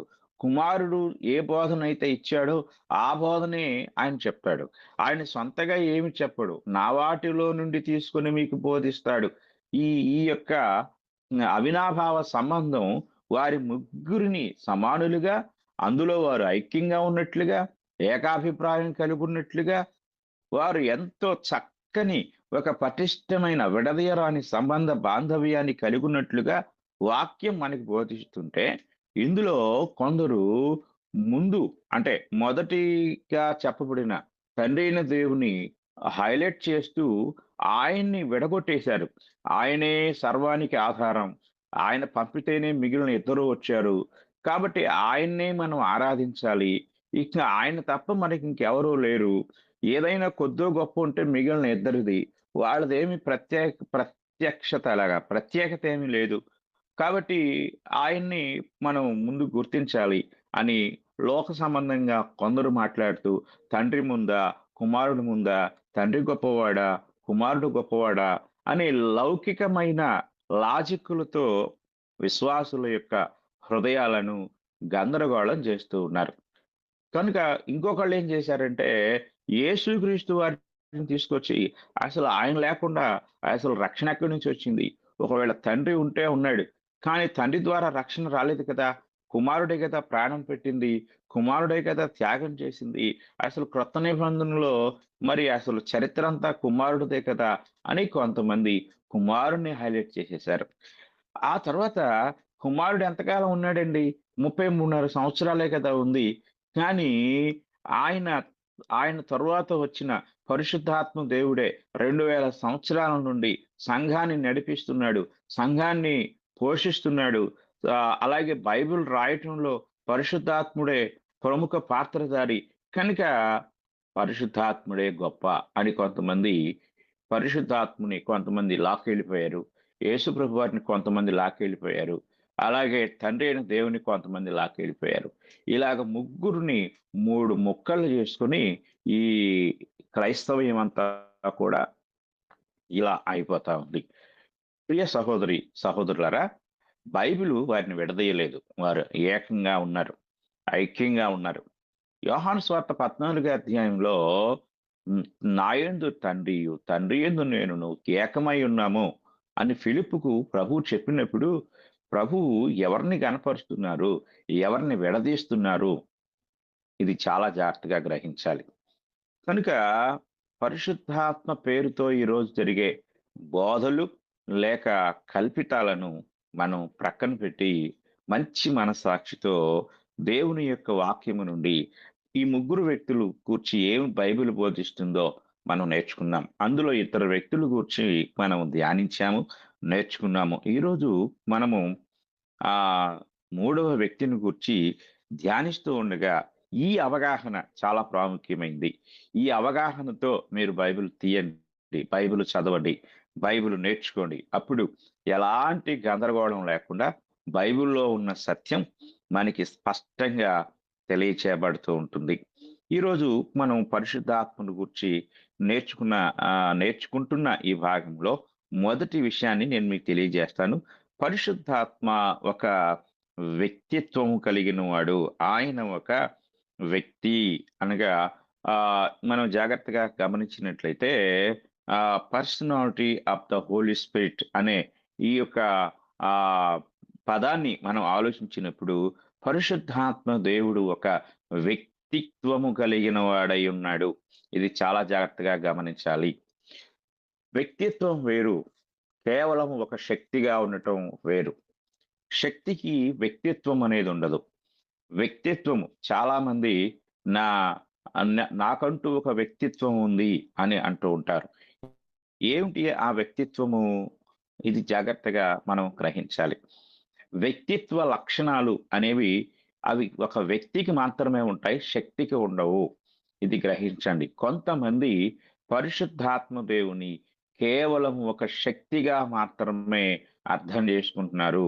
అంటే ఆయన వస్తాడు, వెళ్తాడు, ఏదేదో చేస్తాడు, ఇక అంతే, ఇంకా ఆయనకంటూ ఏ వ్యక్తిత్వం లేదు అనేది చాలా మంది యొక్క పొరపాటు ఆలోచన. ఇది మనం గ్రహించాలి. తండ్రి అయిన దేవుడు ఎలాంటి వ్యక్తిత్వాన్ని కలిగి ఉన్నాడో, ప్రభు అయిన యేసుక్రీస్తు వారు ఎలాంటి వ్యక్తిత్వాన్ని కలిగి ఉన్నాడో, అలాగే పరిశుద్ధాత్మ దేవుడు కూడా తనకంటూ ఒక సొంత వ్యక్తిత్వాన్ని కలిగి ఉన్నాడు.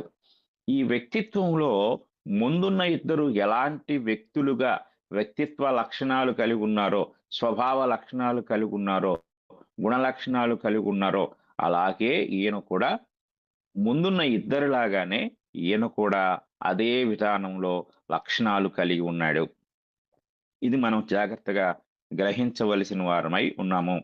వ్యక్తిత్వ లక్షణాలను, పరిశుద్ధాత్మ దేవుని యొక్క వ్యక్తిత్వ లక్షణాలను జాగ్రత్తగా మనం పరిశీలించినట్లయితే ఆయన ఒక వ్యక్తిత్వ స్వభావాన్ని ఆయన కలిగి ఉన్నాడు. ఇది మనం ఆలోచించినప్పుడు మొట్టమొదటిగా ఆయన ఒక చైతన్యం అనగా ఒక బుద్ధి, జ్ఞానం, వివేకం వీటన్నిటిని కలిసి ఉన్న ఒక గొప్ప చైతన్యాన్ని, ఇంటెలిజెన్స్ ఆయన కలిగి ఉన్నాడు. ఆయనకు బుద్ధి ఉంది, ఆయనకు జ్ఞానం ఉంది, ఆయనకు ఆలోచన ఉంది. అంతేగాని అవేమీ లేకుండా ఎవరో ఆహ్వానిస్తే వెళ్ళిపోయేవాడు గానో, ఇంకొకరిని ఆవహించేవాడు గానో, లేకపోతే కొంతమంది ఆజ్ఞాపిస్తూ ఉంటారు. ఇది అంటే మీకు అర్థం అవడానికి చెప్తున్నాను, మరొక ఉద్దేశం కాదు. పరిశుద్ధాత్మ దేవుడు ఇప్పుడు మీలో ప్రవేశిస్తాడు, నేను ఆజ్ఞాపిస్తున్నాను అనగానే పరిశుద్ధాత్మ దేవుడు వచ్చి ఈ ఆజ్ఞాపించిన వ్యక్తి యొక్క ఆజ్ఞకు లోబడి ఆ ఎదుటి వ్యక్తిలోనికి ప్రవేశిస్తాడు. ఇది ఏమిటంటే వ్యక్తిత్వము లేని వారు చేసే పని. అంటే ఇది మనము ఉదాహరణకి ఎలక్ట్రిక్ పవర్ని మనం తీసుకోవచ్చు. అంటే విద్యుత్ శక్తి. ఈ విద్యుత్ శక్తి తీగల్లో ఉంటుంది, లేక మన ఇంట్లో ఉన్న సర్క్యూట్లో ఉంటుంది. అది స్విచ్ బోర్డ్లో ఆగిపోయి ఉంటుంది. మనం స్విచ్ ఆన్ చేయగానే లైట్ వెలుగుతుంది, లేదా ఫ్యాన్ తిరుగుతుంది. లోపల ఉన్న గృహోపకరణాలన్నీ కూడా పనిచేస్తాయి. కానీ వాటన్నిటికీ స్వయం చిత్తం లేదు. అంటే ఈ వేటంతట అవే పని చేయాలనే ఆలోచన వాటికి ఉండదు. ఉదాహరణకి ఫ్యాన్ తనకు నచ్చినప్పుడు లేక తనకి ఇష్టం వచ్చినప్పుడు తిరగదు. మనము ఆ యొక్క విద్యుత్ శక్తిని ఉపయోగించినప్పుడు అది పనిచేస్తుంది.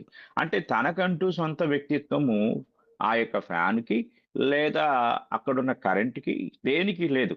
ఇవన్నీ మనిషి యొక్క స్వాధీనంలోనే ఉంటాయి. అలాగే పరిశుద్ధాత్మ దేవుడు కూడా ఒక విద్యుత్ శక్తిలాగా మనిషి స్వాధీనంలో ఉండి, మనిషి ఆదేశించినట్లుగా పనిచేసేవాడుగా చాలామంది అభిప్రాయపడ్డారు.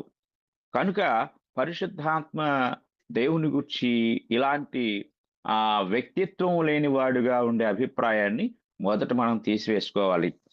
అపోస్తుల కార్యంలో ఫిలిప్పు సమరయకు వెళ్లి సువార్త ప్రకటిస్తున్నప్పుడు అక్కడ ఒక గారడీ సీమోను డబ్బులిచ్చి పరిశుద్ధాత్మను కొనడానికి ప్రయత్నిస్తాడు.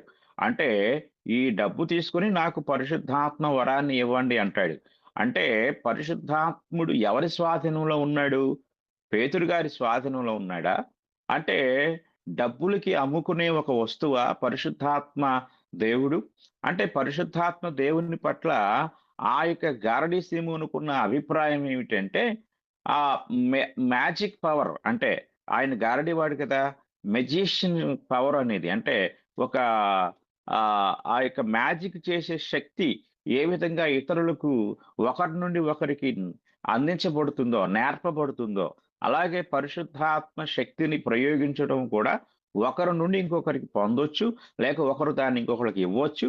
కాబట్టి డబ్బులు తీసుకొని నాకు ఇవ్వండి అన్నాడు. అంటే గారడీ సీమోను పరిశుద్ధాత్మ దేవుని పట్ల కలిగున్న అవగాహన ఏమిటి, అభిప్రాయం ఏమిటి మీరు అర్థం చేసుకోండి. అలాగే ఈరోజు కూడా చాలా మంది ఒక సేవకుడు, ఒక దైవజనుడు ప్రార్థన చేస్తే పరిశుద్ధాత్ముడు నాలోనికి వస్తాడు, లేక నేను ఉపవాసం ఉండి ప్రార్థన చేస్తే పరిశుద్ధాత్ముడు నాలోనికి వస్తాడు, నన్ను ఆవహిస్తాడు, నాకు అద్భుతమైన శక్తులు వస్తాయి, నేను ఆ యొక్క శక్తి ద్వారా అనేక కార్యాలు చేయగలుగుతాను అనే ఆలోచన ఎవరిలో అయితే ఉందో వారు పరిశుద్ధాత్మ దేవుడు ఒక వ్యక్తి అనుకోవటంలా కేవలం ఒక శక్తి మాత్రమే. ఆ శక్తిని నేను పొందగలిగితే ఆ శక్తిని నేను నియంత్రించవచ్చు, నా కంట్రోల్లో పెట్టుకోవచ్చు, ఆ శక్తి ద్వారా నేను అనేక కార్యాలు చేయొచ్చు అనే ఆలోచన కలిగి ఉన్నారు. ఇది దురాలోచన, అంటే వాక్య విరుద్ధమైన ఆలోచన. పరిశుద్ధాత్ముడు కేవలం ఒక మెటీరియల్ లేక ఒక శక్తినో కాదు నీ అదుపులో ఉంచుకోవడానికి, లేక నీకిష్టం వచ్చినట్లు ఆజ్ఞాపించడానికి. ఆయన దేవుడు, ఆయనకు ఒక వ్యక్తిత్వం ఉంది, ఆయన తనంతట తానుగా ఉన్నవాడు, ఆయన స్వయం చిత్తం కలిగి ఉన్నవాడు. ఇది మనం జాగ్రత్తగా పరిశీలించవలసిన వారమై ఉన్నాం. పరిశుద్ధాత్మ దేవుని యొక్క వ్యక్తిత్వ లక్షణాలను గూర్చి మనం ఆలోచించినట్లయితే కొరింథీయులకు రాసిన మొదటి పత్రిక 12వ అధ్యాయము 8వ వచనాన్ని మనం చదువుకుందాం.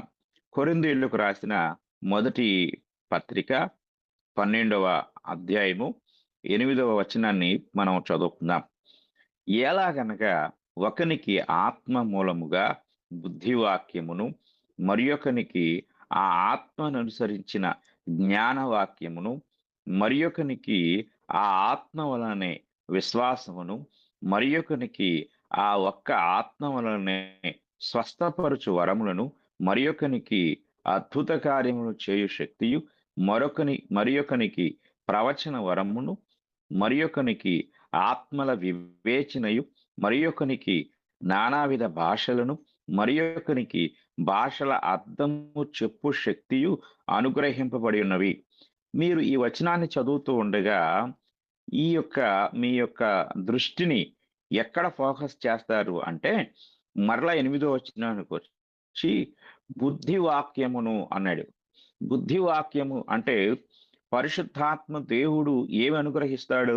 బుద్ధిని అనుగ్రహిస్తాడు. మీరు చాలా జాగ్రత్తగా గమనించండి. ఈ బుద్ధి అనే మాట జాగ్రత్తగా మనం పరిశీలించినట్లయితే ఇంగ్లీష్లో విజ్డమ్ అని ఉంది. అంటే విజ్డమ్ అనే మాట జ్ఞానానికి, వివేకానికి, వివేచనకు పర్యాయ పదాలుగా ఉపయోగించబడింది. అంటే పరిశుద్ధాత్మలో ఏముంది? బుద్ధి, వివేకము, జ్ఞానం ఉంది. అంటే ఈ బుద్ధి, వివేకము, జ్ఞానం అనేది దేనికి సంబంధించింది? ఒక శక్తికి సంబంధించిందా? ఒక వ్యక్తికి సంబంధించిందా? ఆలోచించండి. పరిశుద్ధాత్మ వ్యక్తిత్వం కలిగిన వాడై ఉన్నాడు. ఆ వ్యక్తిత్వములో ఆ బుద్ధి ఉంది, జ్ఞానం ఉంది, వివేకం ఉంది. అలాగే ఇంకొక మనం కిందకి చదువుకుంటా వచ్చినట్లయితే మరియొకనికి ఆ ఆత్మను అనుసరించిన జ్ఞాన వాక్యమును అన్నాడు. అంటే జ్ఞానం అంటే పరిశుద్ధాత్మలో ఏముంది? జ్ఞానం ఉంది. కింద నాలెడ్జ్ అనే మాట కనపడుతుంది. అంటే పరిశుద్ధాత్ముడు బుద్ధి కలిగి ఉన్నాడు, వివేకం కలిగి ఉన్నాడు, జ్ఞానం కలిగి ఉన్నాడు. 9వ వచనానికి వచ్చినట్లయితే విశ్వాసము, అలాగే ఇక కిందవన్నీ కూడా వరాల గురించి మాట్లాడతాడు. మీరు 8వ వచనాన్ని మాత్రమే ఫోకస్ చేస్తే పరిశుద్ధాత్ముడు ఒక వ్యక్తిత్వం కలిగిన వాడు. ఆయన వ్యక్తిత్వంలో ఆయనకు బుద్ధి ఉంది, జ్ఞానం ఉంది, వివేకం ఉంది. మీరు ఆలోచించండి. మనుషులంగా మనం ఆలోచించినప్పుడు మనుషులంగా మనం వ్యక్తులం. మనము కేవలము మరబొమ్మలం కాదు. ఎలాంటి స్వేచ్ఛ స్వాతంత్ర్యాలు గాని, వ్యక్తిత్వాలు గాని, ఇష్టాయిష్టాలు గాని, భావోద్వేగాలు గాని లేని మరబొమ్మలము మనం కాదు. అలాగే పరిశుద్ధాత్మ దేవుడు కూడా మనలాగే, అంటే మనకి ఎలాంటి వ్యక్తిత్వం ఉందో, స్వయం చిత్తం ఉందో, ఇష్టాయిష్టాలు, కోరికలు, ఆలోచనలు, భావోద్వేగాలు, సుఖ దుఃఖాలు ఇవన్నీ ఒక వ్యక్తిలో ఉంటాయి, శక్తిలో ఉండవు. ఒక శిలలో లేక ఒక రాతిలో ఉండవు, నిర్జీవం కలిగిన వాటిలో ఉండవు. ఇవి కేవలము ఒక వ్యక్తిలో మాత్రమే ఉంటాయి. దేవుడు మనల్ని వ్యక్తులుగా సృజించారు. ఆ వ్యక్తులుగా సృజించిన దానిలో మొదటి విషయం ఏమిటంటే ఆయన ఆత్మను మనకు అనుగ్రహించి ఉన్నారు. భౌతిక దేహానికి వ్యక్తిత్వం లేదు, ఆత్మలోనే ఉన్నాయి. ఆత్మ కలిగి ఉన్న వ్యక్తిత్వ లక్షణాలు మనము మన దేహం ద్వారా బయటికి ఎక్స్పోర్ట్ చేస్తాం. మన మనస్సులో లేక మన ఆత్మలో దుఃఖం ఉంది, దాన్ని ఎవరు వ్యక్తపరుస్తారు? శరీరం వ్యక్తపరుస్తుంది. అలాగే సంతోషం ఉంది, అది లోపల కలిగేది, శరీరంలో కలిగేది కాదు. లోపల కలిగే ఈ సంతోషాన్ని ఎలా బయటికి మనం ఎక్స్పోర్ట్ చేస్తాము? శరీరం ద్వారా, నవ్వుట ద్వారా, లేక మన యొక్క హావభావాల ద్వారా. అంటే మూలాలన్నీ ఎక్కడి నుంచి వస్తున్నాయి? లోపల ఉన్న ఆత్మలో నుండి. అసలైనది దేవుని ఆత్మే. అందుకే దేవుడు మన పోలిక చొప్పున మన స్వరూపమందు నరులను చేయుదము అని ఆదికాండం 1వ అధ్యాయం 26వ వచనంలో మాట్లాడారు. అంటే మనము దేవుని పోలిక అనగా దేవుని ఆత్మలో మనం, అంటే దేవునిలోని వచ్చిన ఆత్మ. ఆత్మ యొక్క లక్షణాలే వ్యక్తిత్వ లక్షణాలు. మనం ఎలాంటి వ్యక్తిత్వ లక్షణాలు కలిగి ఉన్నామో అలాగే ముందుగా చెప్పబడిన తండ్రి అయిన దేవుడు, అలాగే ప్రభు అయిన యేసుక్రీస్తు వారు ఏ విధమైన వ్యక్తిత్వ స్వభావ లక్షణాలు కలిగి ఉన్నారో అలాంటి వ్యక్తిత్వ లక్షణాలే పరిశుద్ధాత్ముడు కూడా కలిగి ఉన్నాడు. కనుక మీ హృదయాల్లో పరిశుద్ధాత్ముడు ఒక యంత్రంలాగా లేక ఒక యాంత్రిక శక్తిలాగా మీరు ఒకవేళ అలాంటి ఆలోచన కలిగి ఉంటే దయచేసి ఆ ఆలోచనలో నుండి బయటికి రండి. ముందు పరిశుద్ధాత్మ దేవుని గురించిన ఒక సంపూర్ణ అవగాహనకు రండి. పరిశుద్ధాత్మ దేవుని పట్ల మీకు వాక్య వ్యతిరేకమైన ఆలోచనలు కానీ, మానవులు ద్వారా విన్న బోధల ద్వారా ఏర్పడిన అభిప్రాయాలు కానీ ఉంటే ముందు వాటిని విడిచిపెట్టండి. పరిశుద్ధాత్మ దేవుడు ఒక వ్యక్తి అయి ఉన్నాడు. ఆయన కేవలము అదృశ్య శక్తి, ఆ శక్తి ద్వారా ఇంకేదో చేసే ఒక యంత్రం లాంటి వాడు కాదు. అలాగే పరిశుద్ధాత్మ దేవుడు స్వయం చిత్తం లేకుండా మనుషుల కంట్రోల్లో ఉండే ఒక కరెంట్ లాంటి వాడు కాదు. మనుషులు చేతిలో ఉపయోగించబడే ఒక సాధనం కాదు.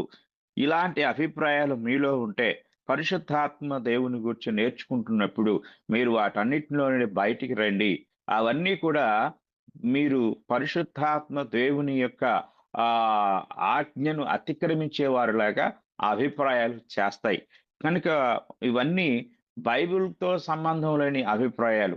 మీరు కళ్ళారా చూసినా, చెవులారా విన్నా, ఎలా చేసినా, అది ఏ విధంగా మీరు మీ ఒక అభిప్రాయాన్ని, వాక్య విరుద్ధమైన అభిప్రాయాన్ని మీరు పొందినా వాటన్నిటిని కంప్లీట్గా వదిలిపెట్టి బైబిల్ దగ్గరికి వచ్చి ఖాళీ మనసుతో పరిశుద్ధాత్మ దేవుని గురించి ఒక్కొక్క విషయాన్ని నేర్చుకోండి. మీరు ఈ విషయాలు నేర్చుకున్నట్టు ద్వారా ఒక సంపూర్ణమైన అవగాహనకు వస్తారు, సంపూర్ణమైన గ్రహింపుకు వస్తారు అని నేను మీకు తెలియజేస్తా ఉన్నాను. కనుక ప్రస్తుత కాలంలో పరిశుద్ధాత్మ దేవుని పట్ల కలిగి ఉన్న గందరగోళమైన పరిస్థితుల నుండి వాక్య సంబంధమైన పరిపూర్ణ జ్ఞాన వివేకములతో సంపూర్ణ అధ్యయనానికి మనము రావాలి అని మీకు నేను తెలియజేస్తున్నాను. పాత నిబంధనలో యెషయా గ్రంథం 11వ అధ్యాయము 2వ వచనాన్ని మనం చదువుకున్నట్లయితే పరిశుద్ధాత్మ దేవుడు అంటే ఆత్మ కలిగి ఉన్న వ్యక్తిత్వ లక్షణాలేంటో అక్కడ యెషయా గారు చక్కగా రాస్తారు. చదువుకుందాం. యెహోవా ఆత్మ, జ్ఞాన వివేకములకు ఆధారముగు ఆత్మ, ఆలోచన బలములకు ఆధారముగు ఆత్మ, తెలివిని యెహోవా యొడల భయభక్తులను పుట్టించు ఆత్మ అతని మీద నిలుచును అని ఇక్కడ చెప్పబడింది. ఇక్కడ ఆత్మ లక్షణాలను లేక ఆత్మ కలిగి ఉన్న ఆ యొక్క వ్యక్తిత్వ లక్షణాలను ఇక్కడ ఎంతో చక్కగా గ్రంథకర్త తెలియజేశాడు. ఆత్మకు ఏముంది? జ్ఞానం ఉంది, వివేకం ఉంది, అలాగే ఆలోచన ఉంది. ఇవన్నీ కూడా ఆ పరిశుద్ధాత్ముడు కలిగి ఉన్నాడు. అంటే ఇక్కడ ఆత్మ, యెహోవా ఆత్మ అని చెప్పబడిన ఈ మాట కూడా బైబిల్ గ్రంథంలో యెహోవా ఆత్మ అని, దేవుని ఆత్మ అని, పరిశుద్ధాత్మ అని, కుమారుని ఆత్మ అని, క్రీస్తు ఆత్మ అని పర్యాయ పదాలుగా ఉపయోగించబడటం జరిగింది. కనుక యెహోవా ఒక ఆత్మ కలిగి ఉన్నాడు, క్రీస్తు ప్రభు ఇంకొక ఆత్మ కలిగి ఉన్నాడు, పరిశుద్ధాత్ముడు ఇంకొక ఆత్మ కలిగి ఉన్నాడు. కనుక ఈ ముగ్గురు వేరు వేరు ఆత్మలు, ఒకరితో ఒకరికి సంబంధం లేదు. ఎవరి ఆత్మ వారిదే, ఎవరి ఆలోచన వారిదే అని మనం వారిని విడతీయకూడదు. కనుక పర్యాయ పదాలుగా యెహోవా ఆత్మ, అలాగే క్రీస్తు ఆత్మ, పరిశుద్ధ మాట్లాడటం జరిగింది. కానీ ఆత్మను గూర్చి మాట్లాడుతూ ఉన్నప్పుడు ఒకే వ్యక్తిని గూర్చి అనేక విషయాలను పర్యాయ పదాలుగా వ్రాయటం జరిగింది. ఇంకొక విషయాన్ని జాగ్రత్తగా గమనిస్తే యోహాను సువార్త 4వ అధ్యాయము 24వ వచనంలో దేవుడు ఆత్మ అని యేసుక్రీస్తు వారు చెప్పారు. దేవుడు ఆత్మ గనుక ఆయనను ఆరాధించువారు ఆత్మతోనూ సత్యముతోనూ ఆరాధింపవలనను అనే మాట అక్కడ కనపడుతుంది. అయితే ఇక్కడ మనం గ్రహించవలసిన విషయం ఏంటంటే రూపాన్ని, స్వభావ గుణలక్షణాలని తెలియచేయుటకు మనిషి ఆయన విగ్రహం కాదు, భౌతిక రూపం కాదు, భౌతికమైన ఒక పదార్థం కాదు, ఒక శిల్పం కాదు, ఒక విగ్రహం కాదు అనే విషయాన్ని తెలియజేస్తూ అక్కడ దేవుని యొక్క రూపం ఏమిటి అని మనం ఒకవేళ ప్రశ్నించుకుంటే మనకు వచ్చే సమాధానం దేవుడు ఆత్మస్వరూపి, దేవుడు ఆత్మై ఉన్నాడు. కనుక మనము దేవుని గుర్చిన ఆ స్వరూప స్వభావ లక్షణాలను దగ్గరకు వచ్చేసరికి ఆయన ఆత్మై ఉన్నాడు. అలాగే ఆత్మకు కొన్ని వ్యక్తిత్వ లక్షణాలు ఉన్నాయి. ఆయన ఒక విభిన్నమైన వ్యక్తిత్వ లక్షణాలుగా ఆయనను గూర్చిన మనకు బైబిల్ తెలియజేస్తూ ఉంది. కనుక నేను ఈ తెలియజేస్తున్నానంటే ప్రస్తుత కాలంలో చాలా మంది పరిశుద్ధాత్మ దేవుడు ఒక పదార్థంగా, లేక ఒక శక్తిగా, లేక ఒకరి గుప్పిట్లో ఉండి వారి అదుపాజ్ఞలకు లోబడి పనిచేసే ఒక ఏమాత్రము స్వేచ్ఛా స్వాతంత్ర్యాలు కానీ ఇష్టాయిష్టాలు లేని ఒక వ్యక్తిగా చాలా మంది ముద్రింప చేసేశారు. కనుక మీ హృదయాల్లో నుండి ఆ ఆలోచనను మీరు తీసివేయండి. ఇక్కడ పరిశుద్ధాత్మ దేవుడు ముందున్న ఇద్దరు వ్యక్తుల వలె ఆయన కూడా ఒక వ్యక్తిత్వం కలిగిన వాడు అనే సత్యాన్ని మనము చాలా జాగ్రత్తగా పరిశీలించవలసిన వారమై ఉన్నాము. మరొక వచనాన్ని కూడా మనము చూద్దాం. నెహెమ్యా గ్రంథం 9వ అధ్యాయం. నెహెమ్యా గ్రంథం 9వ అధ్యాయము 20వ వచనాన్ని మనం చదువుకున్నట్లయితే అక్కడ ఇలాగ కనపడుతుంది. వారికి బోధించుటకు నీ ఉపకారాత్మను దయచేసితివి. చూడండి, ఇశ్రాయేలు గురించి మాట్లాడతాడు ఇక్కడ. వారికి బోధించుటకు నీ ఉపకారాత్మను దయచేసితివి. అంటే పరిశుద్ధాత్మ దేవుడు ఉపకారం చేసేవాడు. ఉపకారం అనేది వ్యక్తిత్వ లక్షణము. జాగ్రత్తగా గమనించాలి. కనుక ఆయన ఒక మంచి మంచి లక్షణం కలిగి ఉన్నవాడు. ఇంగ్లీష్‌లో అయితే also the good spirit to instruct them అన్నాడు. అంటే గుడ్ స్పిరిట్ అంటే ఆయన మంచివాడు, మేలు చేసేవాడు, ఉపకారం చేసేవాడు, సహాయం చేసేవాడు. ఎవరి పని ఇది? శక్తి పనా? వ్యక్తి పని. ఒక వ్యక్తి కలిగి ఉండే లక్షణం. కనుక ప్రియమైన వారలారా, పరిశుద్ధాత్మ దేవుడు వ్యక్తిత్వం కలిగిన వాడు. ఆయనకంటూ వ్యక్తిత్వ లక్షణాలు ఉన్నాయి అనే విషయాన్ని మీరు గమనించండి. అలాగే పేతురు రాసిన మొదటి పత్రిక మనం గమనించినట్లయితే మొదటి అధ్యాయం, పేతురు రాసిన మొదటి పత్రిక మొదటి అధ్యాయము 11వ వచనాన్ని కూడా మనం చదువుకుందాం. వాటి తరువాత కలుగబో మహిమలను గూర్చియు ముందుగా సాక్ష్యం ఇచ్చున్నప్పుడు ఆ ఆత్మ ఏ కాలమును బట్టి ఎట్టి కాలమును సూచించుచూ వచ్చెనో దానిని విచారించి పరిశోధించిరి. ఇక్కడ ఒక సంగతిని గూర్చి పేతురు గారు మాట్లాడుతున్నాడు. ఆ సంగతిని గూర్చి సాక్ష్యం ఇచ్చినప్పుడు ఆ ఆత్మ ఏ కాలమును ఎట్టి కాలమును సూచించుచూ వచ్చెనో, అంటే పరిశుద్ధాత్మ దేవుడు ఏం చేస్తాడు అంటే ఆయనకు ఒక వ్యక్తిత్వం ఉంది, ఆయనకు ఒక భవిష్యత్ కార్యాచరణ ఉంది, భవిష్యత్ ప్లాన్ ఉంది, భవిష్యత్ ప్రణాళిక ఉంది, ఉద్దేశం ఉంది. ఇదంతా ఎవరికి ఉంటుంది?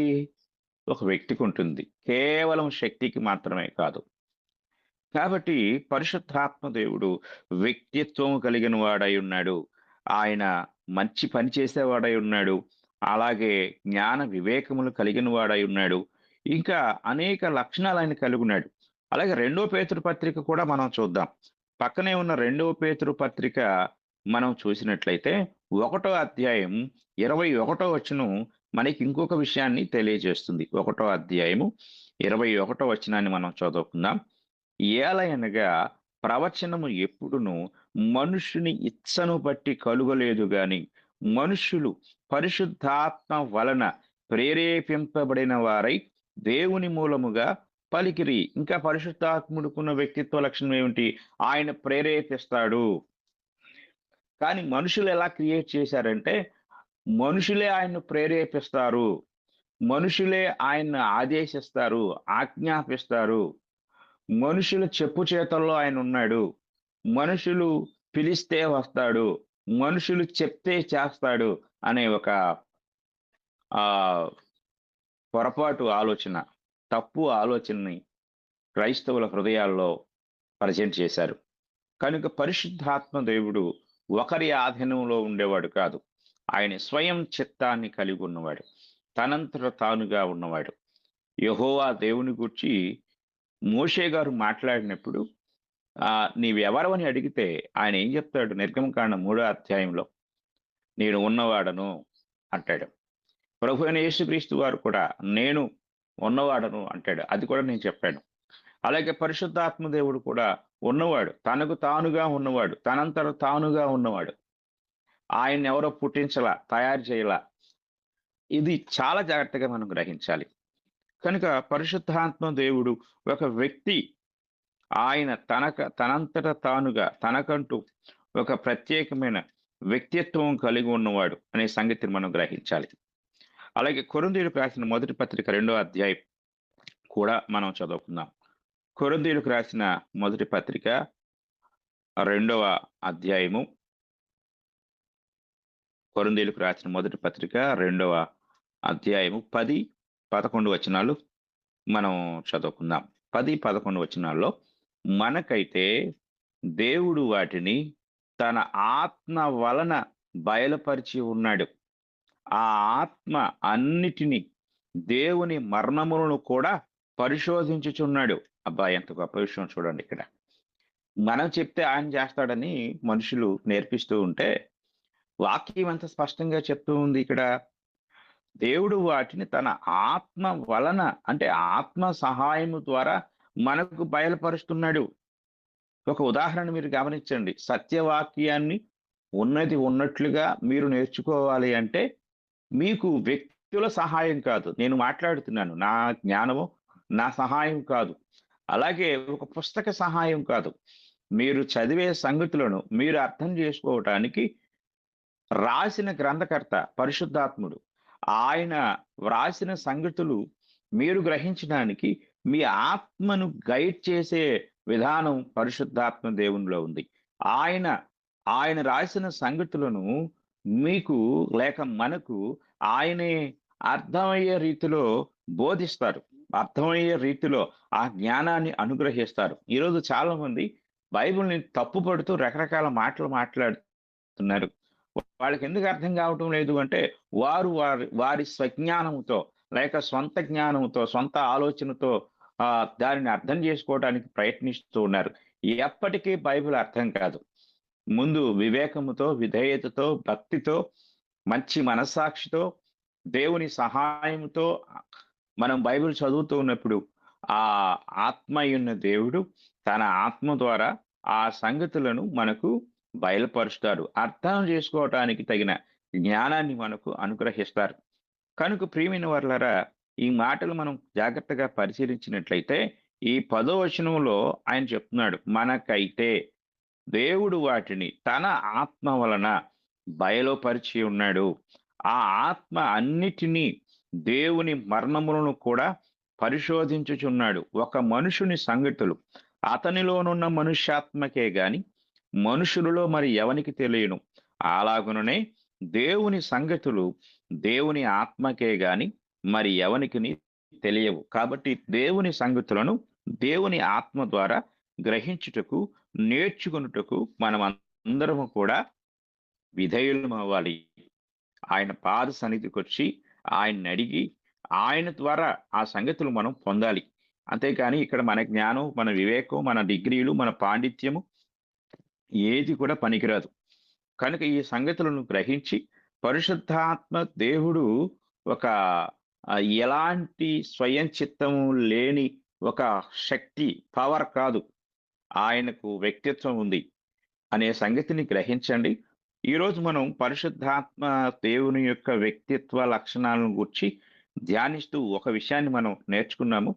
దేవుని చిత్తమైతే రేపటి దినము మిగిలిన విషయాలను మనం నేర్చుకుందాము. ఇంతవరకు శ్రద్ధతో, ఆసక్తితో విన్న మీ అందరికీ కూడా నా హృదయపూర్వక వందనాలు తెలియజేస్తూ ఈ మాటలు ముగిస్తున్నాను. మీకు కూడా వందనాలు సార్. ముగింపు ప్రార్థన చేయండి. పరిశుద్ధుడు అయిన మా తండ్రి, కేవలము మానవ జ్ఞానము, మానవ తెలివి, వివేకంతో ఈ లోకంలో అస్పష్టమైన, అగమ్యమైన జీవితాలు జీవిస్తున్న మాకు మీ వాక్యం ద్వారా మీ యొక్క జ్ఞానాన్ని అనుగ్రహించి మీ ఆత్మను గూర్చిన సంగతులు నేర్చుకున్నటకు మరొక శ్రేష్టమైన దినాన్ని మీరు మాకు బయలుపరిచారు. అందును బట్టి మీకు స్తోత్రాలు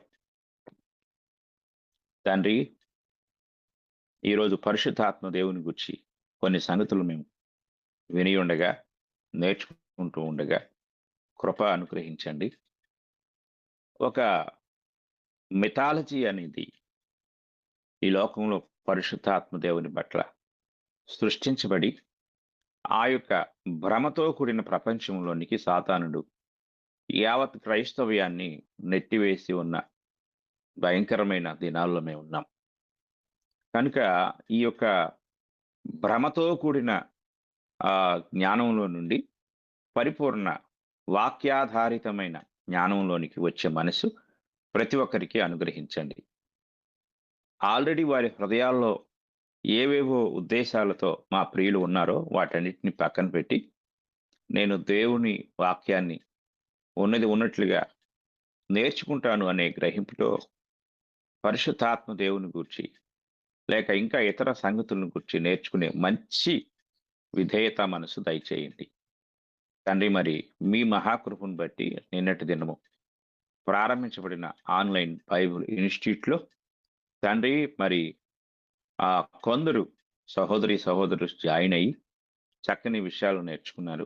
అలాగే ఇంకా ఆసక్తి కలిగిన వారు జాయిన్ అయ్యి తండ్రి మరి ఒక మంచి ఆ వాక్యాన్ని, ఒక మంచి సబ్జెక్ట్ని నేర్చుకున్న వారిగా వారి హృదయాల్లో స్థిరపడే భాగ్యం దయచేయండి తండ్రి. మరి ఈ ఉదయకాలపు ఈ యొక్క కూడికలో పాల్గొని ఇంతవరకు శ్రద్ధతో మీ మాటలు విన్న మా ప్రియులందరినీ మీరు దీవించి ఆశీర్వదించండి.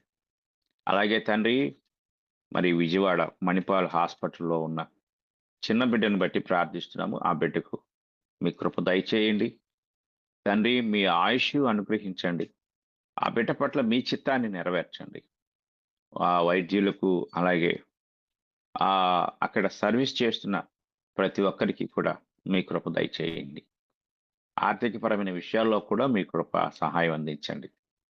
అలాగే అలాంటి పరిస్థితుల్లో ఎందరు ఉన్నారో వారందరినీ కూడా మీరు కనికరించండి తండ్రి. మీకు స్తోత్రాలు చెల్లిస్తున్నాం.